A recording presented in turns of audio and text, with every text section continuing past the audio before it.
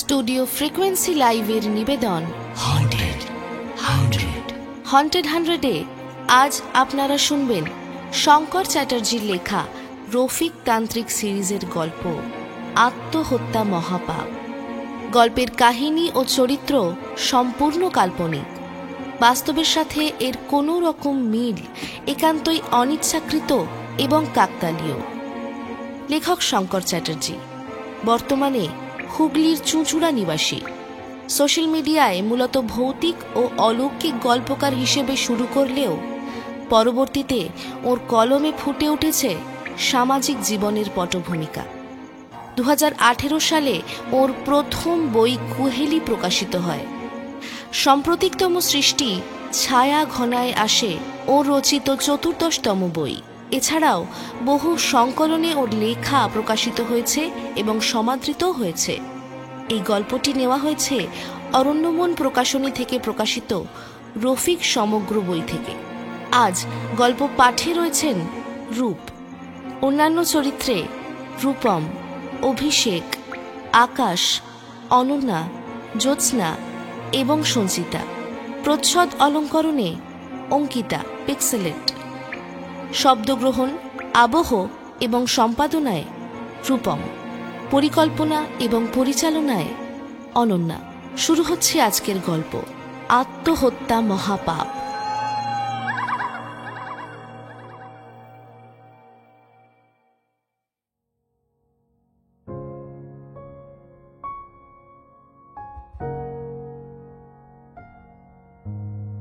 লিপিকার অভিকের জমাট বাঁধা প্রেম অবশেষে 3 বছর বাদে বিয়ের পিঁড়িতে এসে দম্পতির রূপ পেল। নতুন এক অধ্যায় শুরু হলো তাদের জীবনে। দুজনেই চাকরি করে, তবে আলাদা আলাদা কোম্পানিতে। রাজারহাটে একটা ফ্ল্যাট ভাড়া নিল অফিসের যাতায়াতের সুবিধের জন্য, কেননা লিপিকার শ্বশুরবাড়ি শেওড়াফুলি। রঙে রসে বেশ ভালোভাবেই দিনগুলো কাটছিল ওদের, কিন্তু সবকিছুই একভাবে যায় না। তাহলে ব্রিটিশরা আজকেও শাসন করত। একদিন সুর কাটল। অফিসে যাবার জন্য অভিক বাথরুমে ঢুকেছে স্নান করতে। লিপিকা ডিভানে বসে অপেক্ষা করছে। অভিক বেরোলে তারপরে ও ঢুকবে, কারণ অন্য বাথরুমটা বেশ ছোট, স্নান করে সেরকম সুখ নেই। অভিকের স্মার্টফোনটা পড়েছিল ডিভানে। লিপিকার মনে হলো হোয়াটসঅ্যাপে রাখা ওদের ভালোবাসার ছবিগুলো দেখার। ওর বিভিন্ন মুডের ছবি অভিককে পাঠাতো, কিন্তু অ্যাপ খুলেই একটা ছবির দিকে ওর চোখ আটকে যায়। তারই বয়সী মেয়েটা, পরনে ফিকে গোলাপি স্কার্ট, ওপরে সাদা টপটার ডিজাইন একেবারে হিন্দি সিনেমার উঠতি নায়িকাদের মতো। এর ফলে তাকে আরো মোহিনী করে তুলেছে। মাতাল করা তার শরীরের আবেদন।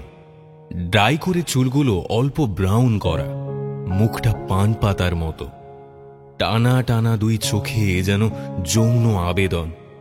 যে কোনো পুরুষ এর প্রেমে পড়তে বাধ্য। লিপিকার থেকে 1000 গুণ বেশি সুন্দরী সেই নারী। লিপিকার মনে প্রশ্ন ওঠে, ইনি আবার কি? কোনোদিন তো সেই সুন্দরী নারীর ছবি দেখেনি। ছবিটা কয়েকদিন আগেই পোস্ট হয়েছে। তাহলে কি অভিকের জীবনের নতুন আগমন? এক পলক বাথরুমের দরজার দিকে তাকায়। ছবির নিচে লেখা, ছবিটা কেমন হয়েছে জানাবে। ওপরে নামটা রয়েছে রুমি মুখার্জি। অভিকের স্নান মনে হয় শেষ হয়েছে। ফোনটা অফ করে রেখে দিল। লিপিকার মনে একটা সন্দেহর ধোঁয়া দেখা দিল। অভিক খালি গায়ে টাওয়াল পরে বেরোল। ওর ওই সুঠাম স্বাস্থ্য দেখে প্রায় লিপিকা নানান রকম রোম্যান্সের কথা বলে। একটু দুষ্টুমি খুনসুটি চলে স্বামী স্ত্রীতে। আজ সেসবের ধার দিয়ে গেল না লিপিকা। সোজা উঠে বাথরুমে ঢুকে গেল। অভিকের চোখে ব্যাপারটা অস্বাভাবিক লাগল। মনে মনে ভাবল, যাব বাবা, এই একটু আগে হাসি খুশি বউটার এরই মধ্যে কি হলো? হঠাৎ এত গম্ভীর হয়ে গেল কেন? এরপর দুজনেই ডাইনিং টেবিলে খেতে বসল। লিপিকার খেতেও তেমন ইচ্ছে করল না। স্নান করতে করতে ওর ছোট্ট সন্দেহ ইতিমধ্যে একটা বিরাট গল্পে পরিণত হয়ে গেছে। ভাত নাড়াচাড়া করতে করতে সেই সবই ভেবে চলেছে। সেই জন্যই কিছুদিন ধরে অভিকের ব্যবহারে কিরকম একটা আরো ছাড়ো ছাড়ো ভাব। সন্দেহের ভূত একবার যদি মাথায় ঢোকে তাহলে আর রক্ষে নেই। যে কোনো মধুর সম্পর্ক বিষে উঠতে বাধ্য। অর্ধেক খেয়েই উঠে পড়ল লিপিকা। অভিক অবাক হয়ে জিজ্ঞাসা করল, কি ব্যাপার বলো তো? তোমার শরীর ঠিক আছে তো? বেসিনে মুখ ধুতে ধুতে কঠিন গলায় লিপিকা বলে উঠল, কেন, আমার শরীর খারাপ হলে তুমি খুশি হও? দেখো কাণ্ড, কি প্রশ্নের কি উত্তর! অভিকের কথার আর কোনো জবাব না দিয়ে ও অফিসে যাওয়ার জন্য ড্রেস পরতে চলে গেল।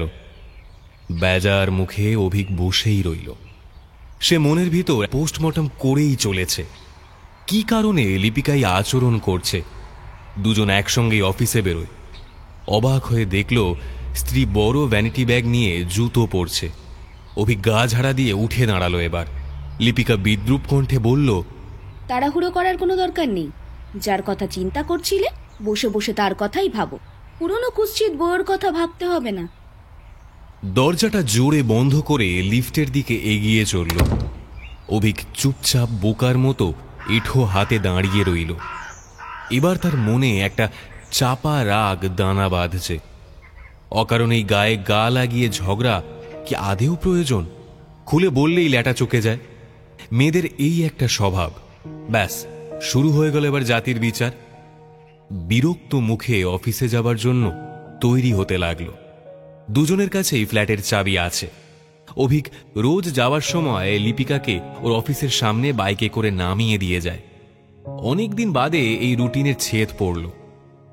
অনেকের জীবনে সামনাসামনি খোলসা করে কথা না বলার জন্য এই দূরত্বটা বাড়ে। অনেক সময় নিজেরাই একটা অবাস্তব গল্প খাড়া করে নেয়। যেমন লিপিকা অফিসে বসে কাজের ফাঁকে ভেবেই চলেছে, রুমির সঙ্গে অভিকের পরিচয় কত দিনের, বিয়ের আগে কি? তাহলে তাকে বিয়ে করার কি প্রয়োজন ছিল? যে কোনো অজুহাতে এড়িয়ে যেতেই পারত। যতদূর ধারণা, বিয়ের পরে পরিচয় হয়েছে। ছেলেদের মন হলো পদ্মপাতায় জলের মতো। একটু সুন্দরী মেয়ে তাকালো কি হাসলো, ব্যাস একেবারে গলে পড়ল। আর ওই রুমি বা কি? বিয়ে করা একটা লোক, তার সঙ্গে প্রেম। তার একটা আঙুল হেলালেই কত আইবুড়ো ছেলে তার পায়ের কাছে এসে একবারে লুটিয়ে পড়বে। আচমকা আরো একটা কথা মনে ভেসে ওঠে। অভিকয় তো জানাইনি যে তার বিয়ে হয়েছে। মনটা আরো বিষাক্ত হয়ে উঠল। অভিককে জিজ্ঞাসা করলে একেবারে মিথ্যের চাষ শুরু করে দেবে, যেটা লিপিকার আবার একেবারেই পছন্দ নয়। মেয়েরা সব কিছু মেনে নিতে পারে, শুধু নিজের ভালোবাসার ভাগ অন্য কাউকে দেবে তা সহ্য করবে না। মাথাটা ক্রমশ উত্তপ্ত হয়ে উঠেছে। সিদ্ধান্ত নিয়ে ফেলে সে, ভালোবাসা হারানোর চেয়ে মৃত্যু অনেক ভালো। অফিসে পৌঁছে অভিক একবার ভাবল লিপিকাকে ফোন করবে। হঠাৎ এই মেজাজের পরিবর্তনের কারণ কি? সে কি কিছু অন্যায় করেছে?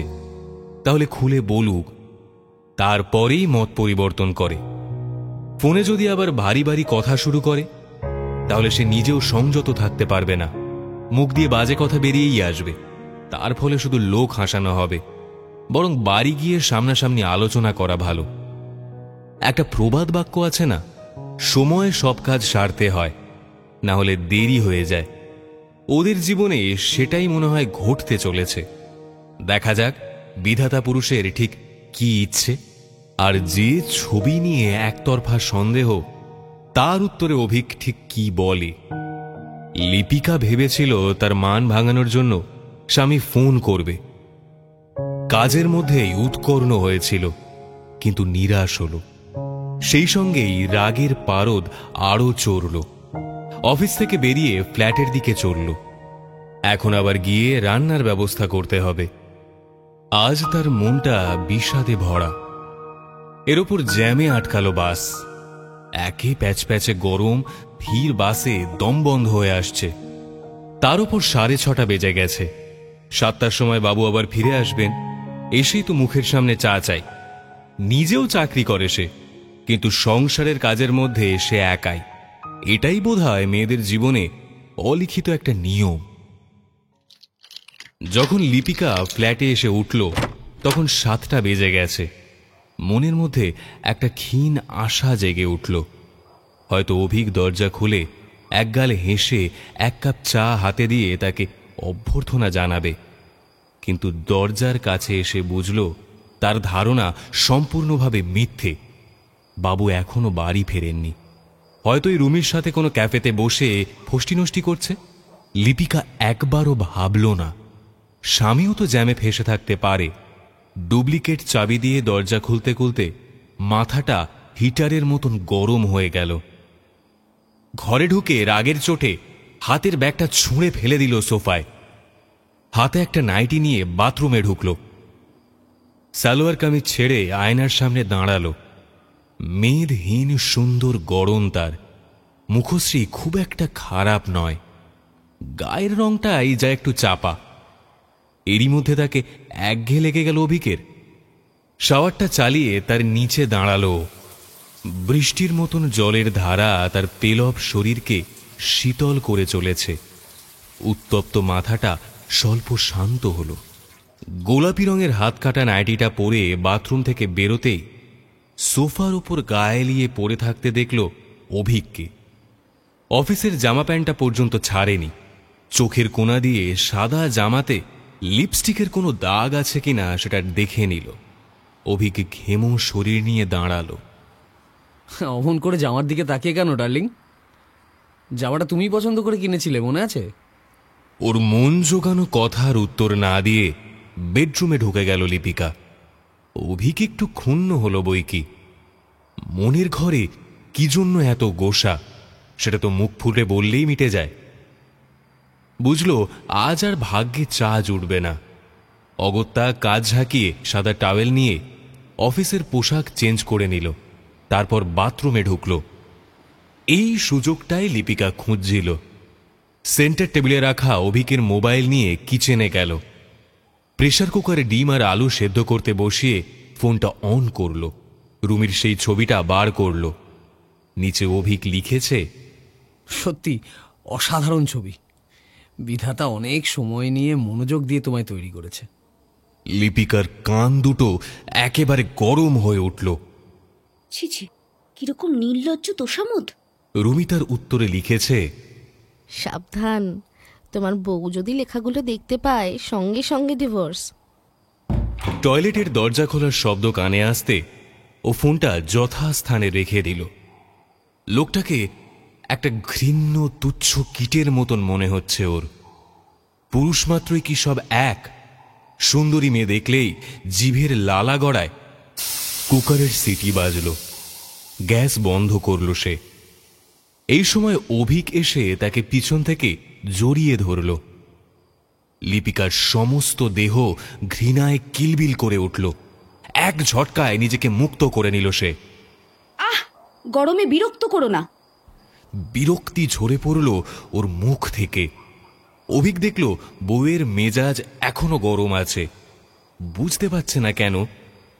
তুমি সকাল থেকে এমন কেন করছো বলো তো? আমার অপরাধটা কি বলবে? যেন ভাজা মাছটা উল্টে খেতে জানে না। আসল কথা বললে এক্ষুনি শুরু হয়ে যাবে গল্প বানানোর খেলা। তুমি দয়া করে সোফায় বসে মোবাইল নিয়ে মহান কাজগুলো করো। দাসীবাদীকে রান্নাটা করতে দাও। অভিক বুঝল কথা বাড়িয়ে আর লাভ নেই। হয়তো অফিসে কোনো ঝামেলা হয়েছে। গোলাপি নাইটি পরা লিপিকার সুন্দর ফিগারটা দেখে এসে ভেবেছিল আজ রাতটা বোধহয় ভালোই কাটবে। কিন্তু সেগুড়ে বালি পড়ল। সোফায় ফিরে এলো সে। ওর মনেও এবার রাগ জমল। লিপিকাকে নিজেকে রানী এলিজাবেথ ভেবেছে। ও যদি ভেবে থাকে সারাক্ষণ রাগ দেখাবে আর স্বামী হেঁটো কুকুরের মতন তার রাগ ভাঙাবে, তাহলে ভুল করছে। চা পর্যন্ত করে দিল না। টেবিল থেকে জলের বোতল নিয়ে জল খেল অভিক। তারপর সিগারেটের প্যাকেট নিয়ে ব্যালকানিতে চলে গেল। একটু বাদে অভিকের মুঠো ফোনটা বেজে উঠল। লিপিকা কিচেন থেকে দ্রুত বেরিয়ে এসে স্ক্রিনের নামটা দেখল। নামে লেখা সুলগ্না। এ আবার কোনজন? লিপিকা ক্রমশ গর্ত থেকে খাদে গিয়ে পড়ছে। ব্যালকানি থেকে ঘরে আসার আওয়াজ পেতেই কিচেনে চলে এসে কান খাড়া করে রইল। অভিক কল রিসিভ করে আবার ব্যালকানিতে চলে গেল। তার মানে কোনো গোপন কথা স্ত্রীকে শোনানো যাবে না। সন্দেহ ক্রমশ গভীর হচ্ছে। তার অজান্তে অভিক কতগুলো মেয়ের সঙ্গে সম্পর্ক গড়ে তুলেছে। তবে কি সে তার সঙ্গেও এই একই খেলা খেলেছে? তাকে কাটাতে না পেরে বাধ্য হয়ে বিয়ে করেছে? রাগে গা রিরি করতে থাকে ওর। ব্যালকনি থেকে স্বামীর হাসির শব্দ ওর কানে বিষ ঢেলে চলেছে। তখনই মনস্থির করে ফেলে লিপিকা, এর যোগ্য জবাব দেবে সে। লিপিকার জীবনটা যেন নরকে পরিণত করেছে অভিক। ঠিক সেই রকমই ও ওই মুখোশধারী রোমিওর বাকি জীবনটা হেল করে দেবে। এই হলো বয়সের দোষ। একবার খোলাখুলি আলোচনা করলে কি মহাভারত অশুদ্ধ হয়ে যেত? অভিকেরও তো কিছু বলার থাকতেই পারে। রান্নাঘরে দাঁড়িয়ে দাঁতে দাঁত চিপে রান্না করতে লাগলো। কিছুক্ষণ পরে এক টেবিলে দুজন খেতে বসল, যেন দুজন অচেনা মানুষ। অভিক দেখল ডিমের তরকারিতে অত্যাধিক ঝাল, যাও খেতে পারে না। তার মানে ও ইচ্ছে করেই এতটা ঝাল দিয়েছে। ঠোঁট মুখ জ্বলছে, থাকতে পারল না সে। এত ঝাল রান্না কোনো মানুষে খেতে পারে? মানুষ সব পারে। ভালো মন্দ খেতে হলে রাত দিনের কাজের লোক রাখলেই পারো। লিপিকার গলায় ডোন্ট কেয়ার ভাব। অভিক খাওয়া ছেড়ে উঠে দাঁড়ালো, তারপর হাত মুখ ধুয়ে সোজা বেডরুমে চলে গেল। মনের ভিতর গর্জায় লিপিকা। সবেতে খুদ ধরা স্বভাব এই লোকটার, যেন বিরাট কোম্পানির ম্যানেজিং ডিরেক্টর। আমিও তো চাকরি করি, আবার এই সংসারও টানি। যখন কারোর ওপর বিতৃষ্ণা আসে, তার প্রতিটা জিনিস খারাপ লাগে। প্লেট বাটি সবকিছু সিঙ্কে রেখে টিভি চালিয়ে বসে লিপিকা। এই মুহূর্তে ঘরে গিয়ে স্বামীর পাশে শোয়ার মুডটা একেবারেই নষ্ট হয়ে গেছে তার। মাথার ভিতর চিন্তাগুলো তাকে কুড়ে কুড়ে খাচ্ছে। ছোট থেকেই এই স্বভাব লিপিকার। নিজে যেটা ভাববে সেটাই ধ্রুব সত্য। এদিকে ঘরে শুয়ে অভিক অপেক্ষা করছিল স্ত্রী এলে আর একবার চেষ্টা করবে জানার তার হঠাৎ রাগের কারণটা ঠিক কী ছিল। কিন্তু টিভির শব্দ কানে আসতে বুঝল লাভ নেই। শীততাপ নিয়ন্ত্রিত ঘরে শুয়ে অভিক ঘুমিয়ে পড়ল। আর তখনই লিপিকার সিদ্ধান্তে এলো আত্মহত্যার। এক টুকরো ভুল বোঝাবুঝির জন্য এত বড় মর্মান্তিক সিদ্ধান্ত। মানুষের সন্দেহ এমনই মারাত্মক জিনিস। তখন লঘু গুরু জ্ঞান সে হারিয়ে ফেলে, যা আচ্ছার এখন সমাজে ঘটে চলেছে। পরীক্ষার ফেল, প্রেমে অসফল, সংসারে অশান্তি, বাবা মায়ের শাসনে একটু 19-20 ঘটলেই চলো সুইসাইড করে ফেলি। এই মুহূর্তে লিপিকার মতন শিক্ষিতা চাকরিরতা মেয়েও এই ফাঁদে ধরা দিল। সামনে টিভি চললেও ওর মস্তিষ্কে চলছে সুইসাইডের জোগাড় যন্ত্র। সে নিজে মরবে, কিন্তু অভিককেও ফাঁসিয়ে দিয়ে যাবে, যাতে বাকি জীবনটা ওর গরাদের ভিতর বসে অনুশোচনা করতে হয়। সময়ের দিকে তাকালো সে। 11টা বাজতে চলেছে প্রায়। এবার তাকে একটু ঠান্ডা মাথায় প্ল্যান খাটাতে হবে। তার আগে ঘরে গিয়ে দেখতে হবে স্বামী ঘুমিয়েছে কিনা। লিপিকা সন্তর্পণে উঠে বেডরুমে গিয়ে দরজা খুলে দেখল নাক ডাকিয়ে তোফা ঘুমোচ্ছে অভিক। আর এদিকে সে নিজের সুন্দর জীবনটাকে আর কয়েক মুহূর্ত বাদে শেষ করে দিতে চলেছে। দরজাটা ভিজিয়ে দিয়ে যথাস্থানে ফিরে এলো সে। বেশ কিছু থ্রিলার বই পড়েছিল, তাই মাথা খুলতে দেরি লাগলো না তার। প্যাডের পাতা বার করে সুইসাইড নোট লিখতে শুরু করলো সে। নিজেই সিদ্ধান্ত নিলাম, এ জীবন রেখে আর লাভ নেই। যাকে ভালোবেসে এই জীবন শুরু করেছিলাম, তার কাছ থেকে যখন এত বড় বিশ্বাসঘাতকতা পেলাম। হ্যাঁ, আমার হাজবেন্ড অভিক কুমার রায়। জানতে পারলাম তার মতো দুশ্চরিত্র খুব কম আছে। প্রথম ওর ফোনে রুমির ছবিটা দেখে সন্দেহ হয়, তারপর ওর টাইপ করা নোংরা লেখাগুলো সন্দেহের ভিতটাকে শক্ত করে। একটু আগে আবার অন্য একজন মহিলা কল করে। অভিকের ফোন সেট ভেরিফাই করলেই আমার কথা সত্যতা জানা যাবে। আমি চাই আমার অকাল মৃত্যুর জন্য আমার স্বামী কড়া শাস্তি পাক। লিপিকা রায়। লেখাটা বার দুয়েক পড়ল, এতেই ওর শাস্তি হবে আশা করি। টিভির দিকে একবার তাকালো। একটা মারপিটের সিন হচ্ছে।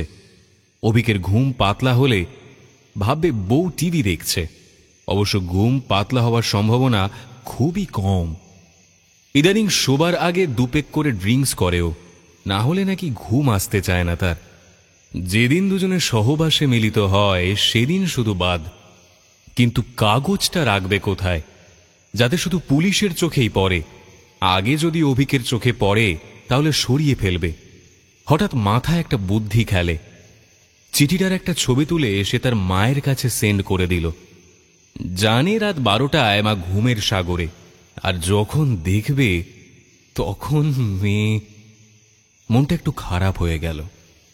পরক্ষণে সেটা কাটিয়েও উঠল, বরং নিজের বুদ্ধির তারিফ করল। আচমকা একটা খটকা লাগলো মনে। বুদ্ধিটা এত জলদি তার মাথায় এলো কি করে? মনে হচ্ছে কেউ বা কারা অগোচরে তাকে অনবরত সাহায্য করে চলেছে নিখুঁতভাবে সুইসাইড করার জন্য। মগজে কথাটা আসতেই নিজের অজান্তে শরীরে এক শিহরণ খেলে গেল তার। কেন জানে না মনটা একবার দুলে উঠল। ডাইনিং রুমে একা বসে আছে সে, শুধু টিভির শব্দ ছাড়া আর কিছু নেই। কারণ রাত্রি ইতিমধ্যে কিশোর থেকে যুবক হতে চলেছে। পাখাটা মাথার উপর বনবন করে ঘুরে চলেছে। ঘাড় উঁচু করে পাখার দিকে তাকালো সে, যেন পাখাটা বলে উঠল, ভয় কি? আমি তো রয়েছি। পাতলা ভয়ের রেশ ওর নরম শরীরকে ছুঁয়ে গেল। ওর মনে হলো পরিবেশটা ধীর গতিতে পরিবর্তন হয়ে যাচ্ছে। কিন্তু পরিবর্তনটা আসলে ঠিক কি ও ধরতে পারছে না। সোফা ছেড়ে দাঁড়িয়ে উঠল 29 বছরের লিপিকা। চিঠিটা নিয়ে টিভির সামনের কভারের উপর রিমোট চাপা দিয়ে রাখল। মনস্থির করে নিয়েছে সে গলায় দড়ি দিয়ে ঝুলবে। সালোয়ারের ওড়না গলায় জড়িয়ে পাখা থেকে ঝুলে পড়বে। কে যেন কানের কাছে গুনগুন করে বলে উঠল, ওদের রিস্ক আছে, মাঝপথে ছেড়ে যেতে পারে। তার থেকে মোটা প্লাস্টিকের দড়ি হচ্ছে বেস্ট, যেটা ব্যালকনিতে টাঙানো আছে কাপড় শুকোতে দেওয়ার জন্য। কে? আচমকাই এই প্রশ্নটা ওর মুখ দিয়ে বেরিয়ে গেল। ভয়ার্ত চোখ দুটো ফাঁকা ঘরে ঘুরে বেড়ালো। তবে কি অভিক চাইছে তার জীবন থেকে তাড়াতাড়ি দূর করতে তাকে? কিন্তু ও তো গভীর ঘুমে মগ্ন। বুকের স্পন্দন দ্রুত হচ্ছে। নিজেকে বোঝালো তার উর্বর মস্তিষ্ক এই কাণ্ড ঘটাচ্ছে। ও পায়ে পায়ে ব্যালকনির দিকে এগোতেই ওর কানের কাছে কারোর যেন স্বস্তির নিঃশ্বাস পড়ল। আবার থমকালো সে। ও কি মনে মনে দুর্বল হয়ে পড়েছে বলে এমন মনে হচ্ছে? মনকে সংযত করল। অন্ধকার আচ্ছন্ন ব্যালকনিতে সে এসে দাঁড়াল। দড়ির দুদিকের হুক ওর হাতের নাগালের বাইরে। হঠাৎ মনে হলো ওই 7 তলা উঁচু ব্যালকনি থেকে লাফালেই তো কেল্লা ফতে। নিচের দিকে তাকাতে দুজন সিকিউরিটির লোককে দেখতে পেল। চিন্তাটা মাথা থেকে সরিয়ে দিল। এখন তাকে চেয়ারে নিয়ে এসে তার ওপরে উঠে তারপর ছুরি দিয়ে দড়ি কাটতে হবে। এইসব করতে গিয়ে যেন আওয়াজ না হয়। গরমে কপালে বিন্দু বিন্দু ঘাম জমে উঠল। আর একবার চেষ্টা করতে গিয়ে অবাক হয়ে গেল সে। এই তো নাগালের মধ্যেই হুকটাকে পাচ্ছে এবার। কেউ মন্ত্রশক্তি প্রয়োগ করে লোহার হুক দুটোকে খানিকটা নামিয়ে দিয়েছে। কিন্তু সে কে? যে চাইছে তার মৃত্যু নিশ্চিত করতে, প্রতি পদক্ষেপে তাকে সাহায্য করে চলেছে। দড়ি হাতে নিয়ে সে ঘরে ঢুকে বারান্দার দরজা বন্ধ করে দিল। ঘরে ঢুকে ভয়ে এবার বিষম খেল সে। পাখাটা স্থির চোখে 3টে হাত ছড়িয়ে তার জন্য অপেক্ষা করে আছে। সে কখন পাখা বন্ধ করল? তাহলে কি সে মৃত্যুর ভয়ে উল্টোপাল্টা কাজ করে যাচ্ছে, যা স্মরণ থাকছে না তার? পাখা বন্ধ থাকার ফলে সে ঘামতে শুরু করেছে। জল তেষ্টা পাচ্ছে তার। রান্নাঘরে এসে ফ্রিজ খুলে ঠান্ডা জলের বোতল বার করে গলায় ঢালল সে। হয়তো এইটাই তার জীবনের শেষ জল খাওয়া। দাঁতে দাঁত চেপে মনকে শক্ত করল সে। আর তো কয়েক মিনিটের ধাক্কা, পড়ে থাকবে তার এক আলমারি ভর্তি পছন্দের শাড়ি, গয়না, কসমেটিক্স। শুধু থাকবে না লিপিকা। কিচেন থেকে বেরিয়ে এসে কাঁচের সেন্টার টেবিলটা পাখার তলা থেকে সরিয়ে দেয়। এর মধ্যেই সে গলদঘর্ম হয়ে উঠেছে। নাইটির বুক পিঠ সম্পূর্ণভাবে ভেজা। হাতে দড়ি নিয়ে চেয়ারের ওপর উঠে দাঁড়ালো। খুব একটা লম্বা নয় লিপিকা। ঝুলন্ত পাখার লোহার রড নাগালে পাচ্ছে না সে। সারা মুখ ঘামে জবজব করছে তার। কপাল থেকে 2-4 ফোঁটা ঘাম হাতে পড়ল, বরফের ফোঁটা যেন। এবার কি উপায়? এতক্ষণ যারা ওকে সাহায্য করেছিল তারা কোথায় গেল? অর্থাৎ তার সূক্ষ্ম বুদ্ধিগুলো। কথাটা মাথায় আসতেই কেউ যেন তার ঘাড় ধরে দৃষ্টিটা কোণায় দাঁড় করানো উঁচু টুলটার দিকে ফেরালো। টুলটার ওপর ফুলদানি রাখা থাকে। চেয়ার থেকে নেমে পড়ে সোফায় বসে পড়ে। এরই মধ্যে হাঁপিয়ে গেছে সে। এত গরম লাগছে, মনে হচ্ছে বেডরুমে গিয়ে ঠান্ডায় শুয়ে পড়ে। টিভির শব্দটা বড় কানে লাগছে তার এখন। আসলে রাত যত বাড়ছে চারিদিক তত নিস্তব্ধ হয়ে যাচ্ছে। এর ফলে টিভির আওয়াজটা কানে লাগছে তার। 1 মিনিট চোখ বুজে বড় একটা দীর্ঘ নিঃশ্বাস ফেলল সে। কানে লাগা টিভির শব্দ হঠাৎ কমে যেতে চোখ খোলে সে। রিমোট যথাস্থানে আছে। ভলিউম কি করে আপনা থেকে কমে গেল? অবাক হওয়ার আরো কি কিছু বাকি ছিল লিপিকার? আতঙ্কিত চোখে সে দেখল উঁচু টুলটা পাখার নিচে রয়েছে। সে 100% নিশ্চিত টুলটা সে আনেনি এবং টিভির ভলিউম সে কমায়নি। কোনো এক অদৃশ্য শক্তি এ ঘরে আছে যে লিপিকাকে ক্রমাগত সাহায্য করে চলেছে সুইসাইডের জন্য। ঘড়িতে 12:30 বাজছে। লিপিকার আবার গলা শুকিয়ে যাচ্ছে। নিজেকে সে ঝাঁকুনি দিল।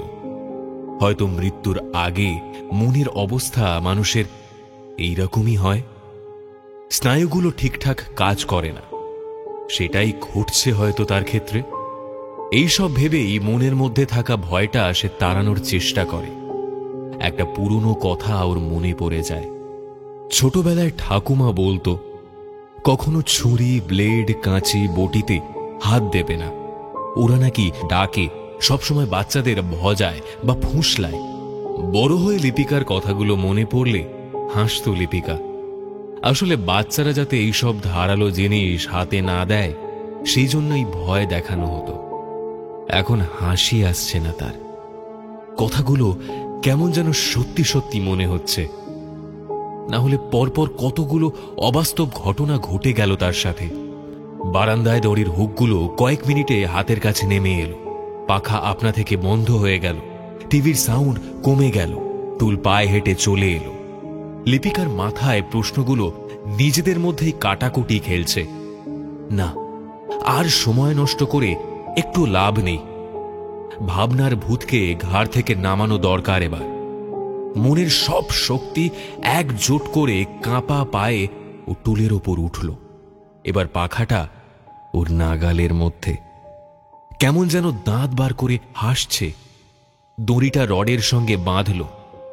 ঘর্মাক্ত নরম গলায় দড়ির ফাঁস লাগানোর চেষ্টা করল সে, কিন্তু প্লাস্টিক দড়িটাকে কবজা করতে পারছে না। হাত দুটো বারে বারে কেঁপে যাচ্ছে। ঘাড় উঁচু করে বেশিক্ষণ দাঁড়িয়ে থাকায় শরীরের ভারসাম্য নষ্ট হচ্ছে। কানের কাছে ফের ফিসফিস করে কেউ যেন বলে উঠল, পারবি পারবি, ঠিক পারবি, আমরা আছি তো তোর পাশে। উঁচু টুলে দাঁড়িয়ে কণ্ঠস্বরের উৎস খুঁজতে গিয়ে এক লহমার জন্য ফুসফুসটা বন্ধ হয়ে যাওয়ার জোগাড়। ওরা কে? ব্যালকনির বন্ধ দরজার সামনে দুটো অস্পষ্ট কালচে ছায়ামূর্তি দাঁড়িয়ে আছে। তাদের ধোঁয়াটে কালো ব্যাকা চোরা হাতগুলো হাতছানি দিয়ে ডাকছে যেন লিপিকাকে। আচমকা একটা বরফ শীতল অনুভূতি গলার কাছ থেকে অনুভব হলো। বিস্ফারিত চোখে দেখল দুটো কনুই পর্যন্ত কাটা হাত তার গলার ফাঁসটা শক্ত করে বেঁধে দিয়েছে। যেন অদৃশ্য শক্তি তাকে আর সময় দিতে রাজি নয়। আর সহ্য করতে পারল না লিপিকা। মৃত্যুর আগে এই রকম অভিজ্ঞতা সে কল্পনাও করতে পারেনি কোনোদিন। ভয়াল আতঙ্কে তার গলা চিরে তীব্র আর্তনাদ বেরিয়ে এলো। সেই অন্তিম আর্তনাদ ঘরের কোনায় কোনায় প্রতিধ্বনিত হতে শুরু করলো। শোবার আগে অভিকাজ ড্রিঙ্কস করেনি, কারণ মনটা খিঁচিয়েছিল ওর। লিপিকার হঠাৎ রাগের কারণ খুঁজতে খুঁজতে সে ঘুমিয়ে পড়ে। ঘুমের মধ্যে লিপিকার ওই অমানসিক চিৎকার কানে এসে এক নিমেষে মানুষটার ঘুমটা তাড়িয়ে দিল। ধর্মর করে বিছানায় উঠে বসে দেখল পাশে স্ত্রী নেই। এক লাফে ঘর ছেড়ে বেরিয়ে ওই ভয়ঙ্কর দৃশ্যর মুখোমুখি হল সে। তার সারা দেহে রক্ত চলাচল কয়েক সেকেন্ডের জন্য থেমে গিয়ে দ্রুত চলতে শুরু করলো। বিদ্যুতের বেগে ছুটে গিয়ে টুলের উপর দাঁড়ানো লিপিকাকে চাপটে ধরল। কোন রকমে ওকে নামানোর চেষ্টা করল। লিপিকা তার অবশ হাত দুটো দিয়ে অভিকের কাঁধ দুটো ধরল। তখনও ওর গলায় প্লাস্টিকের দড়ির ফাঁস আটকানো। অভিক জানে একটু এদিক ওদিক হলে ফাঁস গলায় আটকে যাবে, ঠিক তখনই ওকে বাঁচানো মুশকিল হয়ে যাবে। প্লিজ প্লিজ তুমি 1 মিনিটের জন্য দাঁড়াও। প্লিজ তুমি 1 মিনিটের জন্য স্থির হয়ে দাঁড়াও। আমি চেয়ারে উঠছি, আমি চেয়ারের উপর উঠছি। অভিকের গলায় কাতর অনুরোধ। ঘুম চক্ষু চেয়ে এই দৃশ্য দেখে তার হাত পা রীতিমতো কাঁপছে। 1-2 মিনিটের এদিক ওদিক হলে বিরাট একটা বিপত্তি হয়ে যেতে পারত। চেয়ারে উঠে সাবধানে বইয়ের গলার ফাঁসটা খুলে নির্জীব লিপিকাকে পাঁজা কোলা করে ঘরে এনে শুইয়ে দিল। চোখ বন্ধ লিপিকা ধীরে ধীরে নিঃশ্বাস নিচ্ছে। অভিক কোনোভাবে ভেবে পাচ্ছে না যে কেন এমন মারাত্মক সিদ্ধান্ত নিতে চলেছিল লিপিকা।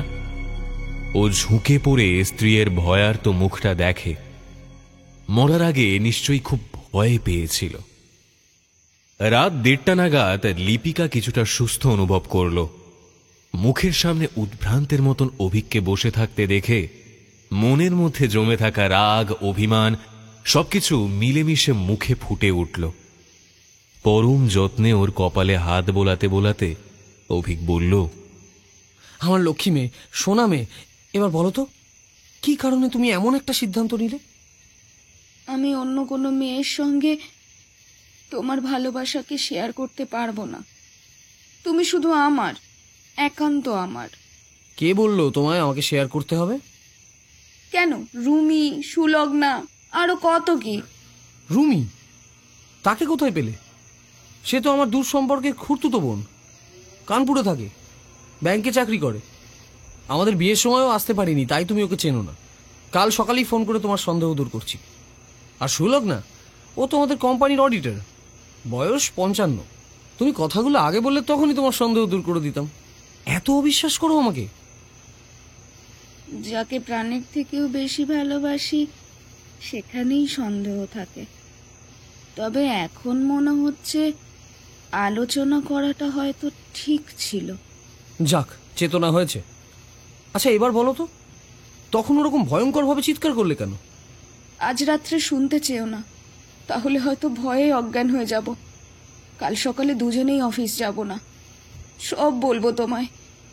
একটু আগে যে ঘটনাগুলো আমার চোখের সামনে ঘটে গেল, আত্মহত্যার কথা মনে আনাও যে মহাপাপ, এখন তা আমি মর্মে মর্মে অনুভব করছি।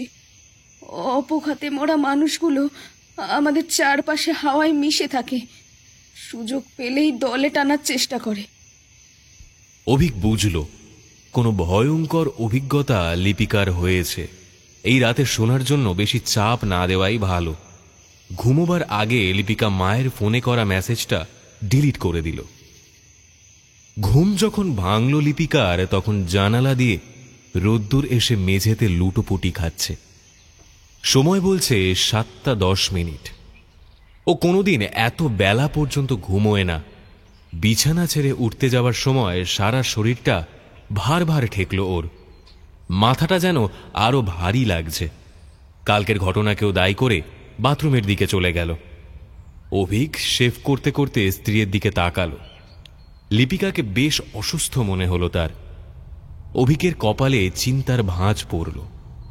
তাহলে কি কালকের কথাগুলো সে বিশ্বাস করেনি? অবশ্য ভয় পাওয়ার কারণেও হয়তো হতে পারে। মনে মনে ঠিক করল আজ দুজনেই অফিসে যাবে না, বরং ওকে নিয়ে কাছাকাছি কোথাও ঘুরতে যাবে। তার ফলে মনটা ভালো হতে পারে। মন ভালো থাকলেই শরীর খারাপও কিছুটা সেরে যাবে। বাথরুম থেকে লিপিকা বেরোতেই অভিক ওর দিকে চাইল। ওর কালচে মুখটা দেখে চিন্তিত হয়ে পড়ল। রেজারটা শেলফে রেখে ওর দিকে এগিয়ে এলো। কি হলো, শরীর খারাপ লাগছে? কালকে রাতের ভয়টা আমার মনের মধ্যে ফিরে আসছে। অভিকর কথার মাথামুন্ডু কিছুই বুঝতে পারল না। কি বলতে চাইছে তার স্ত্রী? এখনো সে জানে না কি জন্য রাত্রে ভয় পেয়েছিল সে। সকালে জানাবে বলেছিল। তুমি চেয়ারে বসো, আমি চা করে আনছি, তারপর কালকের ভয় পাওয়ার ঘটনাটা শুনবো। অভিক কিচেনে চলে যায়। 2 মিনিটের মধ্যে চা নিয়ে ফিরে আসে। তুমি অফিস যাবে না?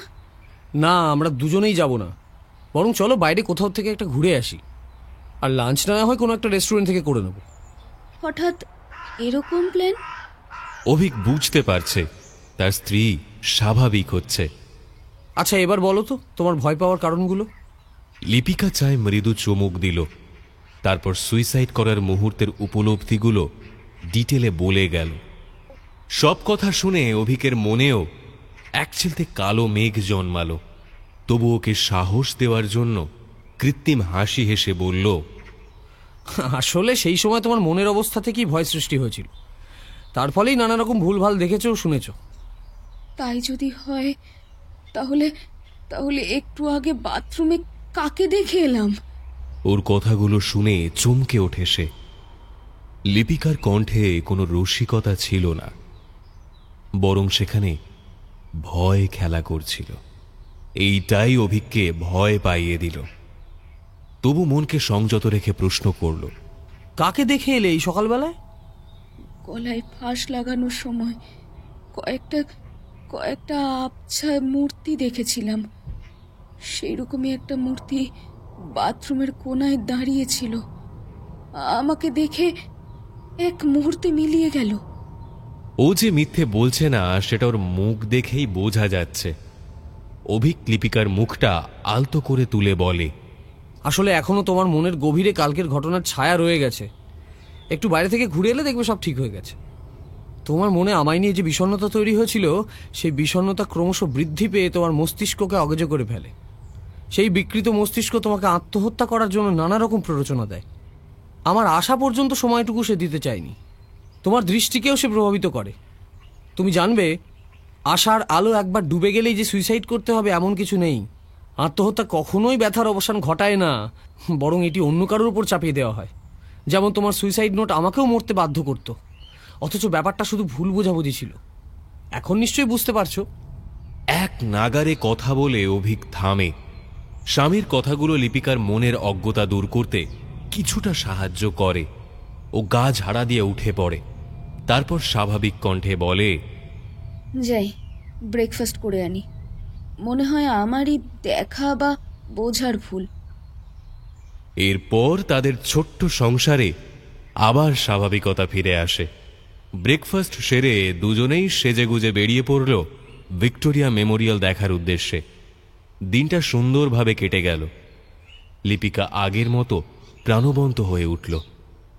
একেবারে চীনে রেস্তোরাঁয় ডিনার সেরে ফ্ল্যাটে ফিরল তারা। অভিক আনন্দে শোবার আগে 2 পেগ হুইস্কি শেষ করে সুন্দরী বউয়ের পাশে এসে শুয়ে পড়ল। একটু আদর ভালোবাসার পর ক্লান্তিতে দুজনের চোখে ঘুম নেমে এলো।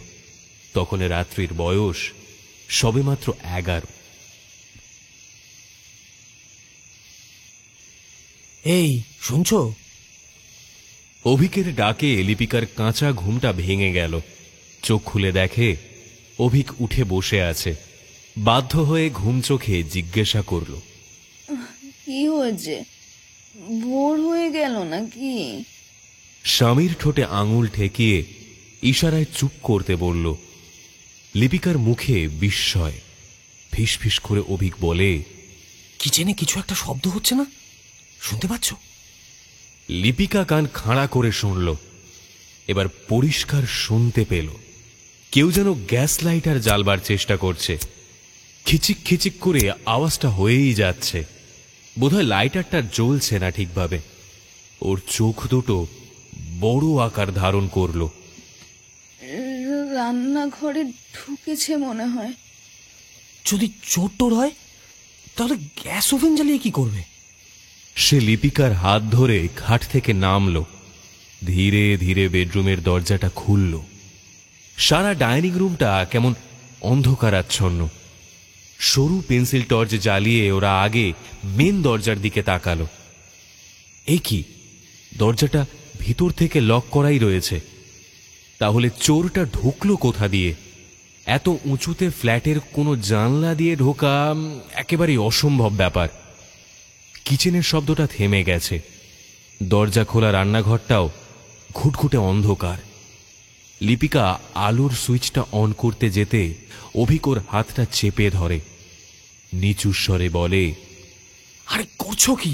আমরা নিরস্ত্র, আর ওরাও কতজন আছে আমরা কিচ্ছু জানি না। আর খালি হাতে নিশ্চয়ই ওরা আসেনি। তার চেয়ে বেডরুম থেকে আমার ছুরিটা নিয়ে আসি। নীলচে আলোয় শোবার ঘরটাও ভয়ে নীরব হয়ে রয়েছে। অভিক ধারালো ছুরিটা আলমারির গোপন খাপ থেকে বের করে। নেপালে বেড়াতে গিয়ে কিনে এনেছিল। এরপর দুজনে সন্তর্পণে কিচেনের দিকে এগোতে থাকে।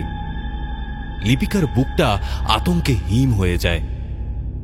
অন্ধকার রান্নাঘরের ভিতর কি বিভীষিকা ওদের জন্য ওঁত পেতে রয়েছে। কিচেনের খোলা দরজার সামনে দাঁড়িয়ে অভিক হাতের টর্চটা জ্বালালো, কিন্তু ফাঁকা ঘরে কাউকেই দেখতে পেল না। মনে সাহস পেয়ে ভিতরে ঢুকল। আচমকা লিপিকার নজর পড়ল ওভেনটার দিকে। আত্মহত্যার জন্য যখন গলায় ফাঁস লাগাতে গেছিল, সেই সময় ধোঁয়াটে ভাসা ভাসা যে মূর্তিগুলো আশেপাশে দেখেছিল, সেই রকম কয়েকটা সাদাটে মূর্তি ওভেনের ওপর বসে আছে। বাথরুমেও একে দেখতে পেয়েছিল সে। ভয়ে উত্তেজনায় দিশাহারা হয়ে গিয়ে স্বামীর হাত থেকে এক ঝটকায় ছুরিটা কেড়ে নিয়ে ও হালকা টর্চের আলোর মধ্যে দিয়ে দৌড়ে গেল মূর্তিটার কাছে। ক্ষিপ্র গতিতে ছুরিটা আমূল বসিয়ে দিল ছায়া শরীরের কবজিতে। পরক্ষণেই সে তীব্র আর্তনাদ করে উঠল। ওই অমানবিক চিৎকার বন্ধ ফ্ল্যাটের মধ্যে প্রতিধ্বনি হয়ে চলল। সেই আওয়াজে অভিকের ঘুমটা ভেঙে চুরমার হয়ে গেল। ধর্মড়িয়ে উঠে দেখল খালি খাটে ও একা শুয়ে। পাশে লিপিকা নেই। এক নিমেষে ও লবিতে বেরিয়ে এলো। প্রথমে চারিদিক অন্ধকারে ও একটু থমকে গেল। সেই সময় কিচেনের দিক থেকে অস্ফুট একটা গোঙানি শব্দ ওর কানে ভেসে আসলো। ডাইনিং এর আলোটা জেলে দ্রুত পায়ে রান্নাঘরে এসে আলোটা অন করতেই ও 1 মিনিটের মতো মোমের পুতুলের মতন দাঁড়িয়ে রইল। ওর ওই বিস্ফারিত চোখে দেখল লিপিকার হাতে নেপাল থেকে আনা রক্তাক্ত ছুরিটা, আর স্ত্রীর ডান হাতের কাটা কবজি দিয়ে রক্ত ফোঁটা ফোঁটা করে মেঝেতে পড়ে লাল আলপনা দিয়ে চলেছে। লিপিকা সম্মোহিতের মতন দাঁড়িয়ে রয়েছে, যেন নিষ্প্রাণ এক পুতুল। এক লহমায় অভিকের চেতনা ফিরে এলো। চোখের সামনে সর্বনাশ দেখতে পাচ্ছে সে। এক ঝটকায় বউয়ের হাত থেকে ছুরিটা নিয়ে মেঝেতে ছুঁড়ে ফেলে দিল। তারপর ওকে পাঁজাকোল করে তুলে বেডরুমে এসে শুইয়ে দিল। ঠিক সময় চিৎকারটা কানে ঢুকেছিল বলে রক্ষা হলো। বেশি গভীর ক্ষত হয়নি, রক্তক্ষরণ কম হয়েছে। তাড়াতাড়ি ফার্স্ট এড বক্স থেকে তুলো আর ডেটল বার করে স্ত্রীর হাতটা ভালোভাবে ব্যান্ডেজ করে দিল। লিপিকা একটু ঘোরের মধ্যে সবকিছু দেখে চলেছে। মাথাটা যেন ধোঁয়ায় ভরা। চিন্তাশক্তি কাজ করছে না তার। অভিকও গভীর চিন্তায় পড়ে গেছে। ভাগ্যিস ফ্ল্যাটের জানলা দরজা বন্ধ থাকার জন্য বাইরের কেউ এই আর্তনাদ শুনতে পায়নি। না হলে এই গভীর রাতে সবাইকে যে জবাবদিহি করতে করতে জান বেরিয়ে যেত। কিন্তু লিপিকা আবার কেন সুইসাইড করতে গেল? তবে কি অভিকের কথা ও বিশ্বাস করেনি? ভুল সন্দেহগুলো মনের মধ্যে পুষে রেখেছে? এখন এসব প্রশ্ন সম্পূর্ণই বৃথা, কেননা লিপিকা উত্তর দেওয়ার মতন অবস্থা এখন নেই। যে বিষয়টা তাকে সব থেকে বেশি ভাবাচ্ছে, কতদিন তারা অফিস কামাই করে ঘরে বসে থাকবে। একটু আগে যে ঘটনাটার ও সম্মুখীন হলো, এরপর বউকে একা রেখেও চাকরি করতে যাবে। যদি কিছু অঘটন ঘটে। অভিক দেখল লিপিকার সাদা ব্যান্ডেজে রক্তের দাগ অল্পই লেগে আছে। তার মানে ক্ষরণ আর হচ্ছে না। শিরা কেটে গেলে এমনটা হয়তো হতো না, খুব বাঁচা বেঁচে গেছে। যদি আরো দেরি হতো, হয়তো কবজির শিরাটা কেটে যেত। লিপিকা ঘুমিয়ে পড়েছে এখন। বাকি রাতটুকু নানা রকম চিন্তায় অভিকের কেটে গেল। তাছাড়া মনের ভয়টাও আছে, তার ঘুমের সুযোগে আবার যদিও বিছানা ছেড়ে চলে যায়। অবশেষে কালো রাত্রির অবসান ঘটল। ঘড়িতে 4:30 বাজে। কাজের লোক আসার আগে কিচেনের মেঝে থেকে রক্তের দাগগুলো মুছে ফেলতে হবে, না হলে সারা ফ্ল্যাট রাষ্ট্র হয়ে যাবে। এখনো ভোরের আলো তেমন ফোটেনি। অভিক সন্তর্পণে লিপিকার ঘুমের ব্যাঘাত না ঘটিয়ে খাট থেকে নামল। বাথরুম থেকে বালতি ও মগ নিয়ে কিচেনের দিকে চলল। কিন্তু রান্নাঘরে ঢুকে বিস্ময়ে থ হয়ে গেল সে। মেঝেতে এক ফোঁটা রক্তের দাগ নেই। এ কি করে সম্ভব? এবারে নিজের মাথাটাও খেটে ঘ হয়ে গেল তার। 2 মিনিট বালতি হাতে কাঠের পুতুলের মতন দাঁড়িয়ে রইল। মস্তিষ্কের সমস্ত কোষগুলোকে জাগ্রত করার চেষ্টা করল। কিছুতেই কিছু বুঝে উঠতে পারল না সে। তাহলে কি সবটাই স্বপ্ন? এত জীবন্ত স্বপ্ন মানুষ দেখতে পারে, নাকি সত্যি অতি প্রাকৃতিক কিছু ঘটে চলেছে তাদের জীবনে? কোনটা স্বপ্ন, কোনটা সত্যি, সব মিলিয়ে তোলপাড় শুরু হলো তার মনের মধ্যে। কিন্তু বুদ্ধি দিয়েও কোনো ব্যাখ্যা খুঁজে পেল না সে। অগত্যা এক রাশ চিন্তা নিয়ে বাথরুমের দিকে ফিরে গেল। মুখে টুথব্রাশ লাগিয়ে অন্যমনস্কভাবে ঘষতে লাগলো। হঠাৎ মনের ভিতর থেকে একটা কথা ভেসে উঠল। লিপিকার কথা অনুযায়ী এসব সত্যি কোনো অশরীরীর কাজ নয় তো? প্রথমে ফালতু বলে উড়িয়ে দেবার চেষ্টা করল, কিন্তু বিপক্ষে কোনো জোরালো যুক্তি খাড়া করতে পারল না। সেই সময় নেপালের ছুরিটার কথা মনে পড়ল তার। আবার কিচেনে গেল। দেখল বেসিনের পাশে ঝকঝকে ছুরিটা পড়ে রয়েছে। সেটাতেও কোনো রক্তের চিহ্ন পেল না। কপালের উপর ভাঁজগুলো গভীর হল, কেননা তার নিজস্ব ড্রয়ারের একেবারে নিচে ছুরিটা রাখা থাকত। লিপিকা একবার এই ছুরিটা দিয়ে আনাজ কাটতে গিয়ে আঙুল কেটে ফেলেছিল, সেই জন্য অভিক এটা ওখানে লুকিয়ে রেখেছিল। কিন্তু লিপিকা এটার সন্ধান পেল কি করে? প্রশ্নগুলো ক্রমশ মাথার ভেতরে জমছে, যার উত্তর জানা নেই। মেঝেতে বা ছুরিতে যদি রক্তের দাগ না থাকে, তাহলে একবার লিপিকার হাতটাও পরীক্ষা করে দেখতে হবে। কিন্তু সেখানেও যদি কোনো ক্ষতের চিহ্ন না থাকে। মাথাটা কেমন যেন ঘুরছে ওর। পায়ের শব্দে ও বেডরুমের দিকে তাকালো। দেখল লিপিকা অবাক চোখে তার দিকে তাকিয়ে আছে। চোখে চোখ পড়তে প্রশ্ন করল লিপিকা, এই ভোরবেলায় তুমি এখানে পায়চারি করছো কেন? ওর কথার মাঝে একটা ঘৃণার আভাস। আমাকে খুন করতে চেয়েও পারোনি, তাই আফসোস হচ্ছে? আবার ঢং করে হাতে ব্যান্ডেজ বেঁধে দিয়েছো, যাতে কেউ জানতে না পারে? আরে ঘুম থেকে উঠেই কি উল্টোপাল্টা বকছো? অভিকের শরীরে রাগ জমা হতে শুরু করে। লিপিকা এক টানা গড়গড় করে রাতের ঘটনা বলে যায়। সব শুনে অভিক বোবা হয়ে যায়। লিপিকা উত্তেজনায় কাঁপছে। ও কাছে গিয়ে জোর করে লিপিকাকে লবির সোফায় বসিয়ে দেয়। তারপর পাশে বসে নরম গলায় বলে, আচ্ছা, এবার আমার কথাগুলো একটু শোনো। প্রথমে লিপিকা শুনতেই চায় না। সে জানে যে স্বামী তাকে বানানো গল্প শোনাবে। কিন্তু অভিকের অনুরোধে সে নিমরাজি হল। অভিক তাকে রাতের ঘটনা শোনালো, তবুও লিপিকার মুখে অবিশ্বাসের ছোঁয়া। আচমকা কিচেন থেকে লাইটার জ্বালবার খিচখিচ শব্দটা আবারও ভেসে এলো। দুজনের মুখেই আতঙ্কের ছাপ পড়ল। কিছুক্ষণ আগেও অভিক ভাবছিল স্ত্রীকে নিয়ে কোনো মনোরোগ বিশেষজ্ঞের কাছে যাবে, কিন্তু এই প্রথম দুজনে একসঙ্গে ভয় পেল। দুজনের শরীরের ইন্দ্রিয়গুলো শিথিল হয়ে এলো। সাহস করে উঠে কিচেনে গিয়ে শব্দের উৎস খোঁজার চেষ্টার কথা মাথায় এলেও মন সায় দিল না। দুজনের দুজনকে অবিশ্বাস এক মুহূর্তে বদলে গিয়ে বিশ্বাসের রূপ ধারণ করল, কারণ এই শব্দের সাথে দুজনেই পরিচিত। ৩-৪ বার শব্দ হওয়ার পর সেটা থেমে গেল। আত্মা ও অশরীরীর সম্বন্ধে অভিকের এতদিনকার ধারণা ও বিশ্বাস ভেঙে একেবারে চুরমার হয়ে গেল। তাহলে গল্প কথা নয়, সত্যি কোনো অদৃশ্য জগৎ আছে? ভেবে পাচ্ছে না কি কারণে তাদের ফ্ল্যাটে অদৃশ্য জগতের বাসিন্দাদের আবির্ভাব ঘটল, কিসের আকর্ষণে তারা এখানে এসেছে। হঠাৎ কলিং বেলের কর্কশ শব্দে ওরা আবার চমকে উঠল।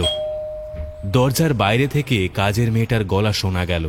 বৌদি, ও বৌদি। সঙ্গে সঙ্গে মনে হারানো সাহসটা অল্প ফিরে এলো তাদের মধ্যে। অভিক কাঁপা পায়ে দাঁড়িয়ে উঠে দরজা খুলে দিল। ঘরে ঢুকে শম্পা বলল, কি ব্যাপার বৌদি, সামনেই বসে আছো, ৩-৪ বার করে কলিং বেল বাজাচ্ছি, তাও দরজা খুলছো না? লিপিকা জোর করে মুখে এক চিলতে হাসি টেনে এনে বলল, দেখ না, সবজি কাটতে গিয়ে এই সাত সকালে হাতটা কাটলো, তো দাদাবাবু ব্যান্ডেজ বাঁধছিল বলে উঠতে পারেনি। অভিক বউয়ের বুদ্ধির মনে মনে তারিফ করল। যাক, নতুন করে আর কোনো প্রশ্নের মুখোমুখি হতে হবে না। শম্পা কাজ করে যাওয়ার আগে লিপিকা বলল, আমাদের একটু চা করে দিয়ে যাবে? অভিক বুঝল লিপিকার মনে এখনো ভয় ছেয়ে আছে। কিচেনে সে ঢুকতেই চাইছে না। এদিকে রান্নার লোক তাদের নেই। খুব বিপদে পড়া গেল। সমস্যার সমাধান মাথায় আসছে না। বারাসাত থেকে বাবা মাকে আনিয়ে এখানে রাখাটাও মুশকিলের। বাড়ি খালি পড়ে থাকবে তাহলে। শম্পা চা করে দিয়ে চলে যেতে ওরা দুজনেই দুজনের দিকে একরাশ প্রশ্নের চোখে তাকালো। প্রথমে লিপিকা মুখ খুলল, আমার খুব ভয় করছে। এত জীবন্ত স্বপ্ন মানুষ দেখতে পারে, কিন্তু কিন্তু স্বপ্ন যদি হয় তাহলে তাহলে আমার কবজিটা কাটলো কিভাবে? অভিকের সামনে পড়ে থাকা চা ঠান্ডা হচ্ছে, যেন অন্য জগতে বিচরণ করছে। স্ত্রীর কথায় তার চেতনা ফেরে। চায়ে চুমুক দিয়ে বলে, দাঁড়াও তো, তোমার ব্যান্ডেজ খুলে একবার দেখি সেখান থেকে রক্তের দাগ ভ্যানিশ হয়ে গেছে কিনা। কিন্তু ব্যান্ডেজ খুলে ছুরি দিয়ে কাটা বাসি রক্তের দাগটা দুজনেই দেখল। সেটা দেখে অভিকের মস্তিষ্কে আরো জট পাকিয়ে গেল। তাহলে কার ঘটনা সত্যি? দুজনের ঘটনা মিলেমিশে একটা বিরাট হেয়ালির মাঝে ওদের দাঁড় করিয়ে দিল। কিছুতেই হেয়ালির গেরো খুলতে সমর্থ হলো না ওরা। শেষকালে কাঁধ ঝাঁকিয়ে সোফা ছেড়ে উঠে দাঁড়ালো। বেলা হচ্ছে, এদিকে ব্রেকফাস্ট লাঞ্চ কি হবে বা কে করবে মাথায় আসছে না। যে এতদিন এই কথাগুলো ভাবত, সে এখন ভয়ে জড়ভরত হয়ে বসে আছে। অফিসেও ফোন করেও না যাবার খবর জানাতে অনেক মিথ্যে বলতে হবে। আচ্ছা, তোমার মাকে কি কয়েকদিনের জন্য এখানে আসতে বলবো? কোনো লাভ হবে না, বরং ঝামেলা বাড়বে। মা নিজেই খুব ভীতু, আর এসব শুনলে তো। তাহলে তোমার কি ধারণা, খুলে বলো। এসব অবাস্তব জিনিস দেখা বা শোনা কি সত্যিই মনের ভুল বা হ্যালুসিনেশন? গতকাল হলে অভিক জোর গলায় বলতে পারত সম্পূর্ণ আজগুবি ব্যাপার, কিন্তু এখন তো বলতে পারছে না, কেননা ও নিজে রাত্রিবেলা কিছু অলৌকিক ঘটনার সম্মুখীন হয়েছে। মনে হচ্ছে আমাদের ফ্ল্যাটে আমরা ছাড়াও কয়েকজনের উপস্থিতি ঘটেছে, যাদের আমরা চোখে দেখতে পারছি না কিন্তু উপলব্ধি করতে পারছি।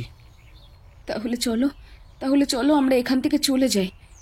এভাবে এখানে থাকলে আমি সত্যি পাগল হয়ে যাব, না হলে আত্মহত্যা করে ফেলবো। এখন মনে হচ্ছে সুইসাইড করতে গিয়ে আমি ওইসব অতৃপ্ত আত্মাদের নিজের অজান্তে ডেকে নিয়ে এসেছি। উফ, তুমি এত তাড়াতাড়ি নার্ভাস হয়ে পড়ো না। আচ্ছা, আমি দেখছি কি করা যায়। প্লিজ প্লিজ আমাকে বাঁচাও। আবার রাত্রি আসছে, এখন থেকেই আমার ভয়ে বুক কাঁপছে। আচ্ছা, এখন আর এসব আলোচনা নয়। মনে হচ্ছে ওরা আড়াল থেকে আমাদের কথা কান পেতে শুনছে। চলো চলো, কিচেনে যাই। ব্রেকফাস্টটা আপাতত তৈরি করি, পরে না হয় পাশের রেস্টুরেন্টে গিয়ে লাঞ্চ সেরে আসবো। নুডলস দিয়ে ব্রেকফাস্ট বানিয়ে ফেলল লিপিকা। তার মাঝে দুই একবার এদিক ওদিক চাইল, স্বামী সামনে দাঁড়িয়ে থাকা সত্ত্বেও। আগামী রাতের কথাটা অভিকেও চিন্তায় ফেলেছে। কতদিন এভাবে না ঘুমিয়ে আতঙ্কে রাত কাটাতে হবে তা কে জানে। এই সময় বাবার কথাটা মনে এলো। ও মনে প্রাণে বুঝতে পারছে যে কোনো মনোবিদের কাছে গিয়ে সুফল পাবে না। যদি শুধু স্ত্রী এই ফোবিয়ার আক্রান্ত হতো তাহলে অন্য কথা ছিল। এসব গুণীন ওঝা তান্ত্রিকের দ্বারাই সম্ভব। কাগজে প্রতিদিন কতই না বিজ্ঞাপন দেখে সে। বাবা এসবে কিছুটা বিশ্বাস করে। আগে বাবার সঙ্গে একবার পরামর্শ করা প্রয়োজন। হয়তো বাবার সাথে কারোর চেনা জানা পরিচয় থাকতেই পারে, কারণ এখন এই লাইনে অনেক ভণ্ডবাজ হয়ে গেছে। ব্রেকফাস্ট সেরে যখন উঠল তখন 9:20 ফোনটা নিয়ে এসে লিপিকার পাশে বসে নাম্বার মেলালো। কাকে ফোন করছো? যদি এ ব্যাপারে করো তাহলে স্পিকারে ফেলো। বাবা কি বলে আমি শুনতে চাই। বাধ্য হয়ে অভিক কলটাকে স্পিকারে ফেলল। প্রথমে বাবা মায়ের খবর নিয়ে অভিক শুরু করল আসল কথা। প্রায় 10 মিনিট ধরে ছেলের কথা এক মনে শুনে ধীরাজবাবু কথা বললেন। শোন অভি, তুই যা বললি তার উত্তরে বলি, ফ্ল্যাটে তালা দিয়ে এক্ষুনি বাড়িতে চলে আয়। ওখানে সময় কাটানো মানে বিপদকে ইচ্ছে করে আরো কাছে ডেকে আনা। অফিসে কয়েকদিনের ছুটি নিয়ে আয়। তোর মাকে বলছি তোদের জন্য রান্না করতে। আর শেষে বলি, ভালো লোক আমার সন্ধানে আছে, চিন্তা করিস না। অনেকদিন পরে শেওড়াফুলিতে নিজের বাড়িতে এলো অভিক। মিষ্টির বাক্সটা শাশুড়ির হাতে দিয়ে দুজনকে প্রণাম করল লিপিকা। তারপর ওরা বাড়ির ভিতরে ঢুকল। গরমটা ভালোই পড়েছে। পাক্কা 3 মাস বাদে লিপিকা শ্বশুর বাড়িতে এলো। শ্বশুরমশাই এই বাড়ির মায়া কাটাতে পারেনি, তাই ওদের অনুরোধ সত্ত্বেও ওদের ফ্ল্যাটে গিয়ে ওঠেনি। খাবার টেবিলে অনেক গল্প গুজব হওয়ার পর ধীরাজবাবু আসল কথা এলেন। এখানে এসে তোমার কেমন লাগছে বৌমা? গতকালের ভয়টা কি এখনো মনের কোণে বাসা বেঁধে আছে? লিপিকার কপালে অল্প ভাঁজ পড়ল। তারপর ওদের মুখের দিকে তাকিয়ে বলল, কাল রাতের ঘটনাটা এখন দুঃস্বপ্ন বলে মনে হচ্ছে। ওখানে যেমন সারাক্ষণ একটা ভয় মনের মধ্যে জড়িয়েছিল, তার থেকে কিছুটা মুক্তি পেয়েছি বলে মনে হচ্ছে। মনে হচ্ছে তোমাদের ফ্ল্যাটে কোনো অশরীরী আত্মার আবির্ভাব ঘটেছে। কাল সকালেই আমরা সেই তান্ত্রিকের কাছে যাব। আশা করি সমস্যার সমাধান একটা হবে। আসলে আমি এসব কোনোদিনই বিশ্বাস করিনি, কেননা তান্ত্রিকদের অনেক কিছুই বুজরুকি আর লোক দেখানো বলে মনে হয় আমার। গল্পে যেসব ঘটনা পড়ি ওগুলো সবই ছেলে ভোলানো আজগুবি গল্প। অভিকের মা বিনোতা দেবী তার ছেলের কথার উত্তরে বলে, এখনো কি তোর ছেলে ভোলানো গল্প বলেই মনে হচ্ছে? দুজনের মুখেই তো চিন্তার পাহাড় দেখতে পাচ্ছি। ওরা উত্তর খুঁজে পায় না। তবুও অভিক আমতা আমতা করে বলে, তান্ত্রিকটা চেনা জানা? কোথায় বসে? উনি হরিপালের এক মাজারে থাকেন। চেনা পরিচিত ছাড়া এসব কাজে হাত দেন না। এমনিতে মাজারে দেখাশোনা নিয়ে ব্যস্ত। গরিব দুঃখীদের টোটকা ওষুধপত্র এসব দিয়ে থাকেন। কিন্তু কিছু লোক মনে প্রাণে বিশ্বাস করে ওর মতো ভূত প্রেতের ব্যাপারে বিশেষজ্ঞ তান্ত্রিক খুব কমই আছে, বিশেষ করে যারা ওর মন্ত্র শক্তিতে উপকার পেয়েছে।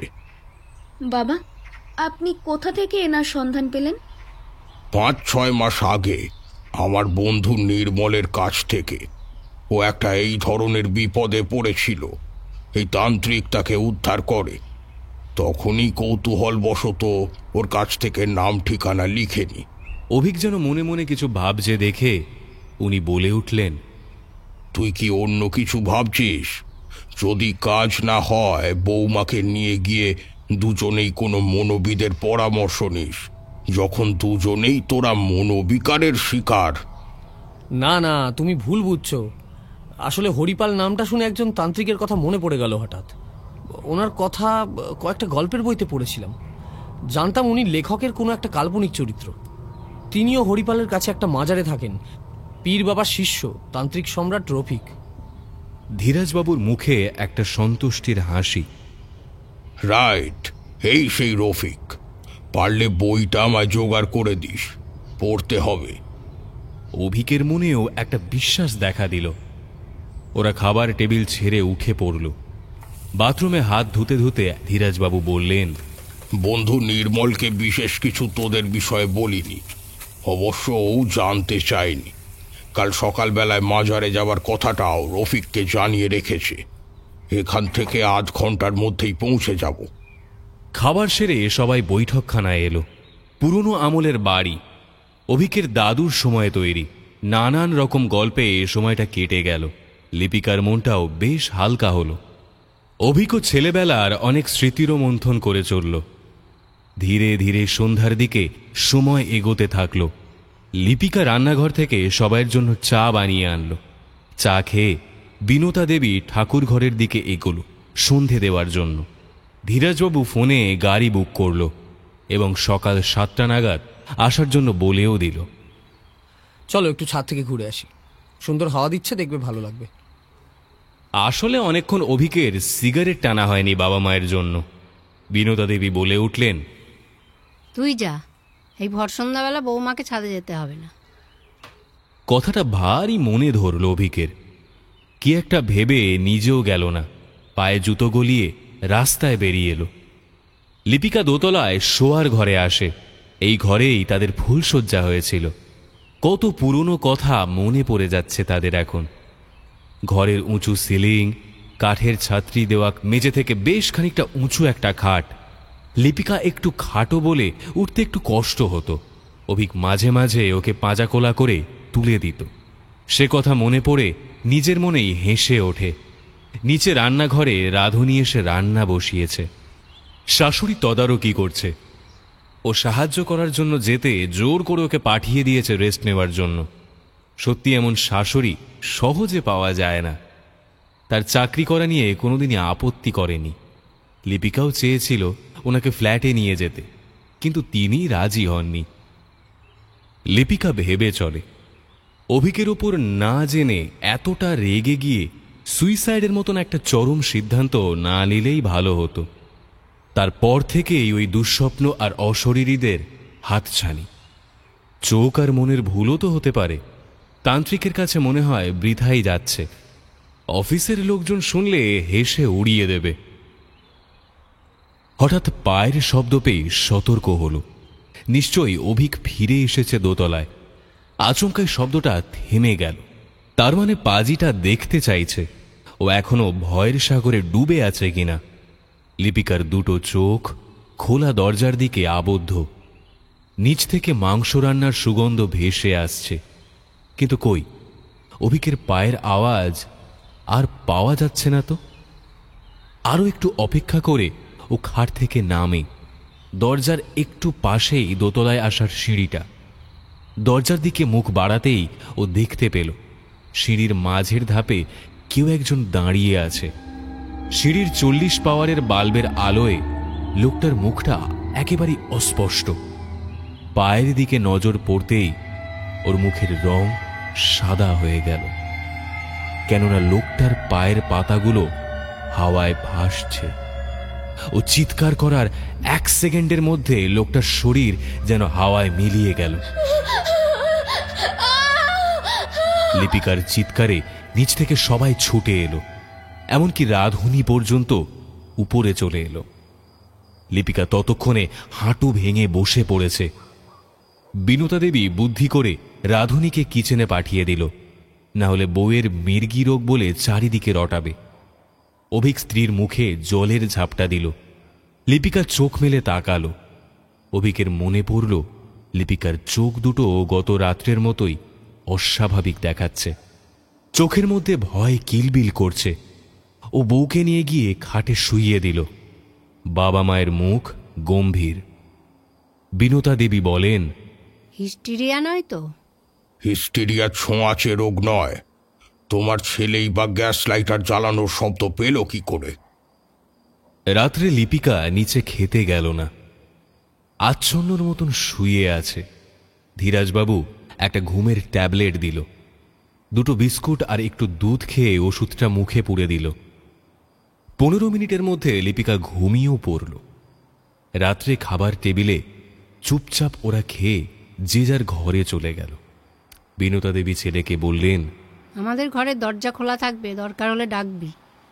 আশা করি রাত্রে আর বৌমা উঠবে না, কিন্তু কি দেখে ও ভয় পেল জানা গেল না তো। দোতলায় পাশাপাশি বিরাট বিরাট দুটো ঘর। অভিক ঘরে ঢুকে দেখল স্ত্রী গভীরভাবে ঘুমোচ্ছে। সন্তর্পণে ওর পাশে শুয়ে গায়ে হাত রাখল। ওর মুখটা দেখে মনে একটা কষ্ট লাগলো তার। এখন একমাত্র আশা ভরসা সম্বল হল রফিক। যদি না সে ভালো করতে পারে তারপর কি করবে সেটা তাদের মাথায় এলো না। গতকাল রাত্রেও অভিকের ভালো ঘুম হয়নি। চিন্তায় ক্লান্তিতে ঘুমের রাজ্যে ধীরে ধীরে সে প্রবেশ করল। শরীরে ধাক্কা লাগতে এই অভিকের ঘুমটা ভেঙে গেল। এই এই শুনছো শুনছো? কি হয়েছে, কি হয়েছে? সেই লোকটা আবার এসেছিল। দেখো দেখো, দরজা হাট করে খোলা। কোন লোকটা? সেই সেই সেই সন্ধ্যাবেলা যে সিঁড়িতে দাঁড়িয়েছিল। আরে ধুর পাগলি, বাবা বলেছিল বলে আমি দরজাটা খুলে রেখেছিলাম। দেওয়ালে টাঙানো বড় ঘড়িতে দেখে 4টে বাজে।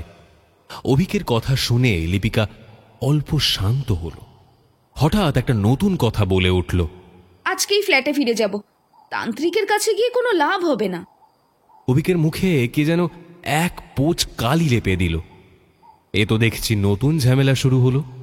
ওদের কথার আওয়াজে মা বাবা দুজনেরই ঘুম ভেঙে গেল। এই ঘরে এসে তারা ঢুকল। শ্বশুর শাশুড়িকে দেখে লিপিকা এলোমেলো শাড়িটাকে ঠিক করে নিল। ওরা বুঝল লিপিকা যতটাই আতঙ্কের মধ্যে থাক, মাথা কিছুটা সক্রিয় আছে, না হলে শাড়ির খেয়াল রাখতে পারত না। অভিক চিন্তিত স্বরে বলল, ও তান্ত্রিকের কাছে যেতে চাইছে না। এটা ও বলেছে না ওর মধ্যে বসে থাকা প্রেতটা বলছে?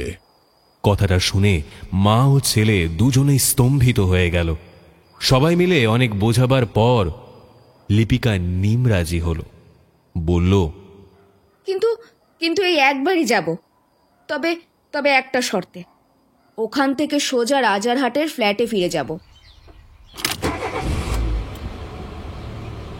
সকাল 7:15 গাড়ি নিয়ে বেরোলো ওরা, চা আর স্যান্ডউইচ খেয়ে। পিছনের সিটে 3 জন আর সামনে ধীরাজবাবু। বাইরে বেরিয়ে মুখ গুঁজ করে বসে আছে লিপিকা। 8টার মধ্যে ওরা হরিপাল পৌঁছে যাবে। জানলা দিয়ে মুখ বাড়িয়ে এক দোকানদারকে জিজ্ঞেস করল ধীরাজবাবু, কালীগ্রাম যাবার রাস্তাটা কোন দিকে? দোকানদার বলল, একটু এগিয়ে বাঁ দিকে রাস্তা ধরে মিনিট 20 লাগবে কালীগ্রাম পৌঁছতে। ড্রাইভার সেই মতোই এগোলো। রাস্তাটা পিচের হলেও খুব চওড়া নয়। খানিকটা যাওয়ার পর রাস্তার ভিড় পাতলা হতে শুরু করলো। অভিক বলল, প্রপার হরিপাল নয়। ড্রাইভার গাড়িটাকে নিয়ে এসে পুকুরের পাশটাতে পার্ক করল। ধীরাজবাবুকে নামতে দেখে অভিকও নামল। লোকবসতি বেশি একটা নেই, আধা গ্রাম টাইপের। একজনকে অভিক মাজারের কথা জিজ্ঞেস করতে ও হাত তুলে পুকুরের পাশ দিয়ে সরু কাঁচা রাস্তাটার দিকে দেখিয়ে দিল। ওরা বুঝল ওই রাস্তায় গাড়িটা ঢুকবে না। তবে লোকটা জানালো, একটু গেলেই মাজারটা পেয়ে যাবেন, তাড়াতাড়ি পা চালিয়ে যান, নাহলে বেলা বাড়লে রফিক মিয়ার কাছে ভিড় লাগবে। লিপিকার মুখে বিরক্তি। ড্রাইভারকে ওখানে রেখে ওরা মাটির রাস্তা ধরে এগোলো। অভিকের মনটা ভেঙে গেল। এই পাড়াগায়ে তেমনি কোনো কেউতান্ত্রিক হবে। লেখক মনে হয় গাঁজা খেয়ে একে নিয়ে বই লিখেছে। যত সব। বড় পুকুরটা পেরোতে দুধারে আলুর ক্ষেত পড়ল। ধীরাজবাবুর মুখেও অল্প অবজ্ঞার ছাপ। আলুর ক্ষেত পেরোতে পড়ল ধান জমি, রাস্তাও এবড়ো খেবড়ো। ধান ক্ষেতের ধারে বেশ অনেকটা জমি বাঁশের বেড়া দিয়ে ঘেরা, তার মাঝে 2 কি 3টে ঘর, টিনের চাল দেওয়া। ঘরগুলোর কাছাকাছি একটা বিরাট ঝাঁকড়া নিম গাছ। গাছটা বেশ অনেকটা জায়গা জুড়ে ছায়া করে রয়েছে। 2-1জন চাষি গোছের লোক লুঙ্গি পরে একটা বেঞ্চিতে বসে আছে। ওরা গিয়ে দাঁড়াতে লাল পাঞ্জাবি আর হাঁটু পর্যন্ত কোরা কাপড়ের ধুতি পরা একজন বছর 25-এর রোগা ছেলে এগিয়ে এলো। ধীরাজবাবু বললেন, আমরা শেওড়াফুলি থেকে আসছি। নির্মলবাবু পাঠিয়েছেন রফিকের সঙ্গে দেখা করবার জন্যে। ছেলেটা মনে হয় শিষ্য গোছের কেউ হবে। একটা খালি বেঞ্চে ওদের বসিয়ে শেষের ঘরটায় ঢুকে গেল। অভিক নজরে দেখেছে স্ত্রীর ওপরে, বেঞ্চে বসে উসখুস করছে, ঘাড় ঘুরিয়ে ঘুরিয়ে চারিদিক দেখছে। বউয়ের মস্তিষ্কে কি চলছে সেটা বুঝতে পারছে না সে। কেন জানে না লিপিকার একটা হাত ধরে রেখেছে তার মা। ভাবছে যদি হঠাৎ উঠে পালিয়ে যায়। রোদ্দুরে সবার কপালেই ঘাম বেরোচ্ছে। ছেলেটা বেরিয়ে এসে বলল, আপনারা এবার ভেতরে যান। ঘরের ভিতরে ঢুকেই অভিক একবার চারপাশ চোখ বুলিয়ে নিল। বেশ বড় ঘরটা। দেওয়ালের ধার ঘেঁষে একটা মাটির মূর্তি। কুচকুচে কালো দাঁড়িয়ে থাকা মূর্তিটার মুখের বেশিরভাগ অংশই লাল সিঁদুরে মাখামাখি। বুঝতে পারা গেল না যে আসলে ওটি কোন ঠাকুরের মূর্তি ছিল। হাতে একটা খাঁড়া দেখে অনুমান করে নিল যে ওটা কালী ঠাকুরের। তন্ত্র ও শক্তির দেবী বলেই হয়তো এখানে প্রতিষ্ঠিত। দেবীর পায়ের কাছে সত্যিকারের একটা করটি শোভা পাচ্ছে। রফিককে দেখতে হুবহু গল্পে লেখা বর্ণনার মতন, যেন একেবারে বইয়ের পাতা থেকে উঠে এসেছে। তার মানে লেখক এখানে নিশ্চয়ই এসেছিল। ছিপছিপে শরীর, লম্বাটে, কালো আলখাল্লা পরা রফিক নামাজ পড়ার ভঙ্গিমায় হাঁটু গেড়ে বসে আছে। চওড়া কপালে কালো লম্বা তিলক, চোখের দৃষ্টি অন্তর্ভেদী, যেন চোখ দিয়ে মনের কথা পড়ে নেওয়ার ক্ষমতা আছে তার। মেঝেতে বিরাট একটা কালো রোয়া ওঠা কমদামি কার্পেট পাতা। ভরাট গলায় পরিষ্কার বাংলায় বলল, আপনারা বসুন। নির্মলবাবু আপনাদের আসার কথা জানিয়েছিল, কিন্তু সমস্যার কথা স্পষ্ট করে কিছু জানাননি। উনি লিপিকার দিকে তাকিয়ে বলে উঠলেন, তুমি খালি মেঝেতে যে গোলাকার দাগটা আছে ওর মধ্যে গিয়ে বাবু হয়ে বসো। যেন এক প্রকার নির্দেশ দিলেন। প্রথমেই রফিকের প্রতি একটা বিশ্বাস জন্মালো ওদের। কিছু না জেনেই কিভাবে লিপিকাকে সে চিহ্নিত করল। ধীরাজবাবুর চোখে সন্তুষ্টির চিহ্ন। অভিকও ভাবছে, মনে হয় এখানে এসে খুব একটা ভুল করিনি। লিপিকার মুখে অস্বস্তির ছাপ, 2 চোখে ফুটে উঠছে এক প্রতিহিংসার ছবি। রফিক সেদিকে কোনো রকম দৃষ্টিপাত করল না। ঘরের মধ্যে যে ধনুচির মতন মাঝারি আকারের লোহার পাত্রে আগুন জ্বলছিল, সেখানে কিছুটা ধুনো আর কর্পূর ফেলে দিল। ধোঁয়ার পরিবেশ সৃষ্টি হতে শুরু করল। লাল পাঞ্জাবি পরা শিষ্যটি এসে বাইরে থেকে দরজা ভিজিয়ে দিয়ে গেল। ঘরের মধ্যে একমাত্র একটা ছোট জানলা, যেটা লিপিকার মাথার কাছে, সেটাই খোলা। রফিক গুরুগম্ভীর গলায় ওদের দিকে তাকিয়ে বলল, ভাববেন না আমি কোনো বিখ্যাত গুণিন বা তান্ত্রিক। ঈশ্বর বা আল্লাহ ভাবাটাও বোকামি। যেটুকু জ্ঞান লাভ করেছি সেই দিয়ে চেষ্টা করি এইসব অশুভ আত্মার মোকাবিলা করার। এসব নিয়ে ব্যবসা খুলেও বসিনি। খুব পরিচিত ছাড়া তন্ত্রবিদ্যার অপপ্রয়োগ করি না। ওরা রফিকের কথা মন দিয়ে শুনছে, একমাত্র লিপিকা ছাড়া। ও নির্বিকারভাবে চোখ বুঝেই বসে আছে। ডিপ্রেশন থেকে মুক্তি পেতে মানুষ আত্মহত্যার কথা ভাবে। মানুষ নিজের মনেই তার দুঃখ কষ্টকে বিরাট করে তোলে। অন্য কারোর সাথে আলোচনা না করেই এক রাশ হতাশা বুকে ভরে চরম রাস্তার দিকে অগ্রসর হয়। আর এতে ইন্ধন যোগায় সূক্ষ্ম অতৃপ্ত আত্মারা। অভিক ভাবে, রফিক কি জ্যোতিষী? না হলে তারা সমস্যার কথা না জানাতেই এত কথা বলছে কিভাবে? জানবে নশরীরী জগতে যুক্তির কোনো জায়গা নেই। তারা শুধু জানে যে যন্ত্রণায় তারা ভুগছে, অন্যকেও সেখানে সামিল করা। তাই তারা আত্মহত্যা প্রবণ মানুষটির সাথে যোগাযোগ করার চেষ্টা করে, তাকে আত্মহত্যার জন্য লোভ দেখায়। তাই কোনো যুক্তির চশমা পড়ে এসব বোঝা সম্ভব নয়। অনেক সময় আমাদের সঙ্গে এমন কিছু ঘটে যা সঠিক বর্ণনা করা সম্ভব নয়। এর পিছনেও কিন্তু বিদেহী আত্মার হাত থাকে।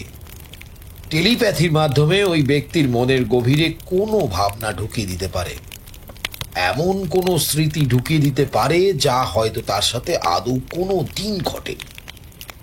সম্মোহিতের মতন ওরা শুনে চলেছে অজানা কথাগুলো। রফিক একটানা কথা বলতে বলতে মাঝে মাঝেই লিপিকার দিকে তাকিয়ে কিছু একটা দেখছে।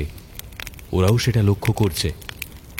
স্বপ্নের মধ্যেই অশরীরীরা যোগাযোগ করার চেষ্টা করে, কারণ ঘুমের সময় আমাদের মন শান্ত থাকে। তাই সেই সময় মনোযোগ আকর্ষণ করা সহজ। মনোযোগ আকর্ষণ করতে বিভিন্ন কাল্পনিক দৃশ্য বা চরিত্র সৃষ্টি করতে পারে তারা। গভীর ঘুমের মধ্যেও স্বপ্ন দেখাতে পারে, যে স্বপ্ন খুবই স্পষ্ট ও বাস্তবের কাছাকাছি হয়। ভূতের সাথে ইলেকট্রনিক্সের সম্পর্ক অনেক স্থানে উপলব্ধি করা যায়। যেমন ধরুন, বন্ধ ঘরে আলো জ্বলতে বা নিভতে পারে, রিমোটে হাত না দিয়েই বেড়ে যেতে পারে ভলিউম। তার মানে এই নয় যে সবকিছু মন গড়া। ধরুন, গ্যাস লাইটারের জ্বালানোর শব্দ শোনা যেতে পারে আপনা থেকেই। কথাটা শুনে অভিকের সারা দেহ শিহরিত হয়। মনে হচ্ছে রফিক তাদের মনের গোপনে রাখা সবকিছু কোনো জাদু মন্ত্রের সাহায্যে পরিষ্কার দেখতে পাচ্ছে, যেন ওর কাছ থেকে লুকানোর কিছুই নেই। সব ভোরবেলার মতন পরিষ্কার। ওর মন্ত্রশক্তির ওপর অবিশ্বাসের জায়গায় বিশ্বাসটা ক্রমশ শক্ত আকার ধারণ করছে। যাকে ওরা আকর্ষণ করে, অনেকের মাঝে থেকেও সে শুধু তাদের বার্তা অনুভব করতে পারে এবং প্রতিক্রিয়া ব্যক্ত করে। বাকিরা ভাবে সে ভুল বকছে। রফিক থামল। বিনুতা দেবী হাত জোর করে মিনতি গলায় বলে ওঠে, বাবা আপনি অন্তর্যামী, না হলে যে কথাগুলো বললেন তার অনেক কিছুই আমার বৌমার মধ্যে ঘটে চলেছে। রফিকের মুখ গম্ভীর। প্রশংসা ওর মনে কোনোদিনই রেখাপাত করেনি। দেখুন, ডাক্তার যেরকম রোগীর মুখ দেখে খানিকটা বুঝতে পারে যে কি ধরনের রোগ, এটাও অনেকটা সেই রকমের। তবু আপনার ছেলের মুখ থেকে সংক্ষেপে ঘটনাটা শুনতে চাই। ঘরের মধ্যে ধোঁয়া আর গরমে বেশিক্ষণ থাকাটা মুশকিল, কিন্তু আগে তাদের দরকার এই বিপদ থেকে উদ্ধার হওয়া। তাই এই গরমেও মনে উত্তেজনা নিয়ে স্থির হয়ে আছে। অভিক মুখ খুলবার আগে রফিক তার দিকে তাকিয়ে বলল, তুমি যখন এই ঘরে ঢুকলে তখন তোমার চোখে দেখেছিলাম অবিশ্বাসের চিহ্ন, তাই কথাগুলো বললাম। জানবে, আগেকার দিনে আমাদের পিতৃপুরুষেরা অনেক নিয়ম কানুন মানত। ঠাকুমা দিদিমারা অন্ন জল গ্রহণ না করে অনেক ব্রত বিধি নিষেধ পালন করত। তাদের মধ্যে কি কেউ শিক্ষিত ছিল না? সবাই অশিক্ষিত ছিল। এই যে এত শাস্ত্র পুঁথি, সবই কি নিরক্ষর কুসংস্কারাচ্ছন্ন মানুষের সৃষ্টি? হ্যাঁ। অভিকের মাথা নিচু হয়ে যায়। এই সময় আচমকা লিপিকা চিৎকার করে বলে, এসব বন্ধ করো, বন্ধ করো, আমি আর বেশিক্ষণ থাকতে পারছি না। ওরা বিচলিত হয়ে পড়লে রফিক শান্তভাবে হাত তুলে ওদের অভয় দেয়। তুমি বলে যাও। জানবে, এই মুহূর্তে ও তোমার স্ত্রী নয়, ওর মধ্যে বসে আছে এক ভয়ঙ্কর আত্মা। মন্ত্রপুত গোল দাগটা থাকার জন্য ও পালাতে পারছে না, তবে ওর ব্যবস্থা আমি করব।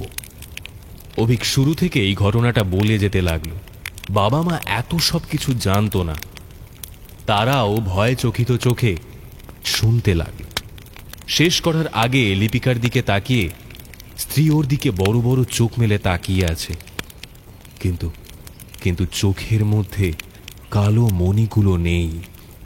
সাদা ফ্যাটফ্যাটে চোখ, যেমন ভৌতিক চলচ্চিত্রের দৃশ্যপটে আমরা দেখে থাকি। ছেলের মুখের অবস্থা দেখে বাবা মায়ের মুখেও ভয় দেখা দিল। লিপিকার বিভীষিকাময় মুখ দেখলে যে কোনো সাহসী লোকও হার্ট ফেল করবে। আমি এখন তন্ত্রক্রিয়া শুরু করব।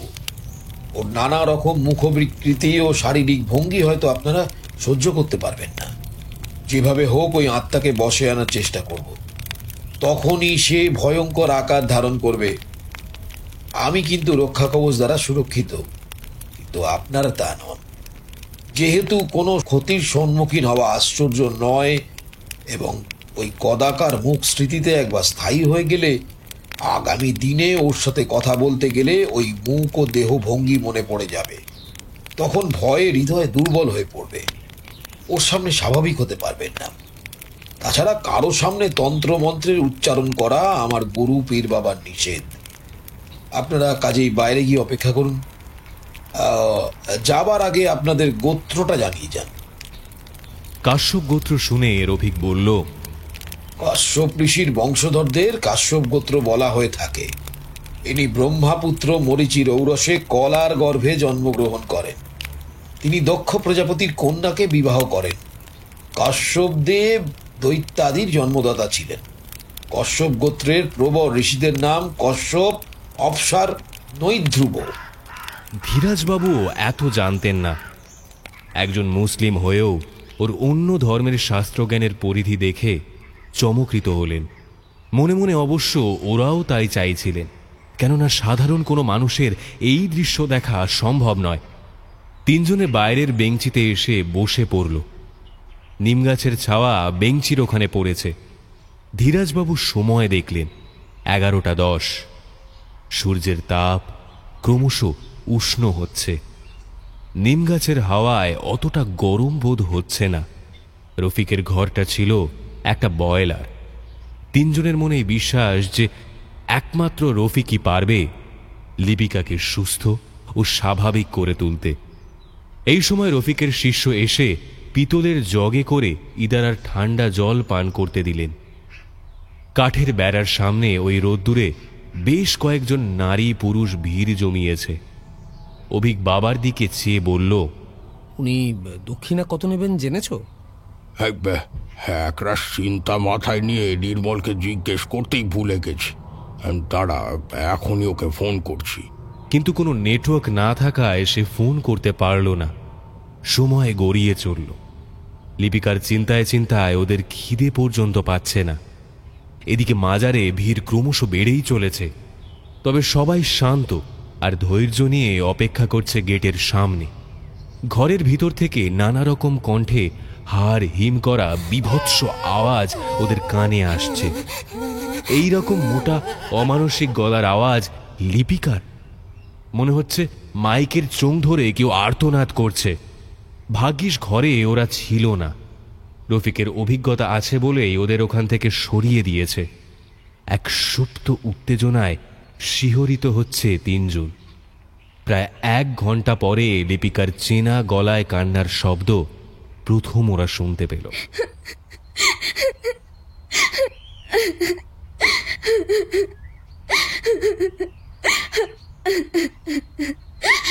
অভিকার থাকতে না পেরে দাঁড়িয়ে উঠল। দরজার সামনে ঘর্মাক্ত বিধ্বস্ত শরীরে রফিক এসে দাঁড়িয়েছে, যেন ওর উপর দিয়ে কালবৈশাখীর একটা ঝড় বয়ে চলে গেছে। ধীর ও শান্ত গলায় বলল, আর ভয় নেই, ও এখন প্রেত মুক্ত। তবে স্বাভাবিক অবস্থায় ফিরতে আরো একটু সময় লাগবে। তিনজনের মন থেকে যেন এক ভারী পাথর সরে যায়। ঘর থেকে 2 পা এগিয়ে এসে রফিক বলে, ওর মন ও মস্তিষ্ক থেকে ভয়ঙ্কর স্মৃতি সম্পূর্ণভাবে মুছে দিয়েছি। আপনারাও এই বিষয়ে কোনোদিন ওর সঙ্গে আর কোনো আলোচনা করবেন না। গভীর ঘুম থেকে মানুষ জাগলে যেমন নিজেকে সুস্থ এবং ঝরঝরে লাগে, তেমনি ওরও সেই রকম অনুভব হবে। আর একটা কথা, আগামী 3 দিন ওই ফ্ল্যাটে আপনারা কেউ বাস করবেন না। আমি একটা কালো পুঁটলি দেব, সেটা কাল সকালে গিয়ে ফ্ল্যাটের বাথরুমের সামনে রেখে আসবেন। আসার সময় ভুলে ওই পুঁটলির দিকে কেউ তাকাবেন না। ফ্ল্যাটের ভেতরে অন্য কোনো শব্দ বা অন্য কিছু দেখলেও দাঁড়িয়ে যাবেন না, তালা চাবি দিয়ে বেরিয়ে আসবেন। ঠিক 3 দিন পরে ওখানে গিয়ে পুঁটলি নিয়ে আমার মাজারে এসে আমার হাতে দেবেন। আজ পুঁটলিটা কোথায় রাখবো? আজকে আপনার বাড়ির সিঁড়ির কোণে রেখে দেবেন, যেখানে মেয়েটি প্রথম কালো ছায়া মূর্তি দেখেছিল। আপনারা এবার ঘরে এসে ওকে বাড়ি নিয়ে যেতে পারেন। আশা করি আপনাদের বিপদ কাটাতে পেরেছি। সূর্যের তেজ বাড়ছে। হ্যাঁ, আপনাদেরও খাওয়া হয়নি। যান, এবার বাড়ি ফিরে যান। ঘরে ঢুকে ওরা দেখল লিপিকা যেন বসে বসে ঘুমোচ্ছে। রফিক একটা মাটির কলসি থেকে জল নিয়ে সবাইয়ের মাথায় ছিটিয়ে দিল। লিপিকা যেন ঘুম থেকে জেগে উঠল, ওদের দিকে অবাক চোখে তাকিয়ে দেখল। রফিক ওকে হাত ধরে দাঁড় করিয়ে সাদা গোলাকার স্থান থেকে বের করে আনল। লিপিকা স্বাভাবিক গলায় বলে উঠল, খুব খিদে পেয়েছে। বিনোতা দেবী পরম স্নেহে বৌমার হাত ধরে বললেন, হ্যাঁ মা, এই তো এবার বাড়ি যাব। বেরোবার আগে রফিককে হাত জড়ো করে প্রণাম করে ধীরাজবাবু বললেন, হ্যাঁ, আপনার ঋণ অর্থ দিয়ে কোনোদিন পরিশোধ করতে পারবো না, তবু যদি দক্ষিণার কথাটা উল্লেখ করেন। আগেই বলেছি এইসব আমি ব্যবসার জন্য করি না, তাহলে তো এখানে লম্বা লাইন লেগে যেত, তাই না? আর আমিও সোনার হার আংটি পরে গাড়ি চড়ে ঘুরে বেড়াতাম, সেজন্য প্রচারও পছন্দ করি না। তবু অনেকে নিষেধ সত্ত্বেও প্রচার করে থাকে।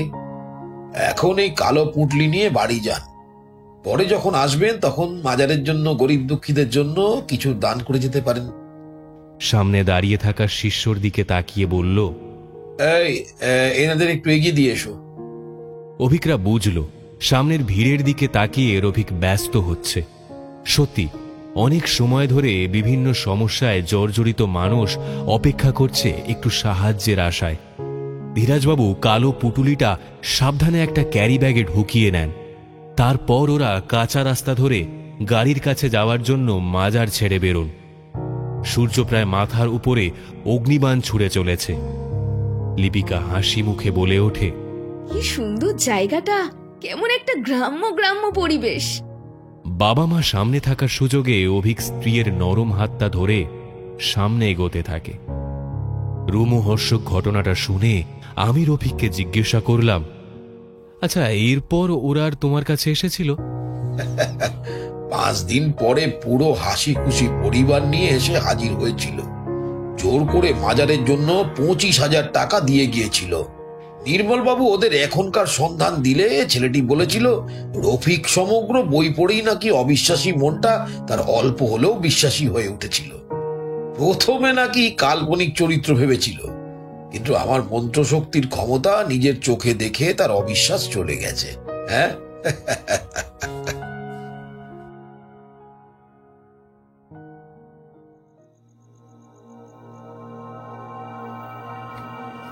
এতক্ষণ শুনছিলেন শঙ্কর চ্যাটার্জির লেখা রফিক তান্ত্রিক সিরিজের গল্প আত্মহত্যা মহাপাপ।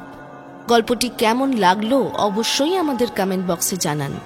আপনার লেখা বা পছন্দের কোনো গল্প শুনতে আমাদের মেইল করতে পারেন frequencylive5@gmail.com এই ঠিকানায়, এবং ফলো করতে পারেন আমাদের ফেসবুক পেজ হন্টেড 100।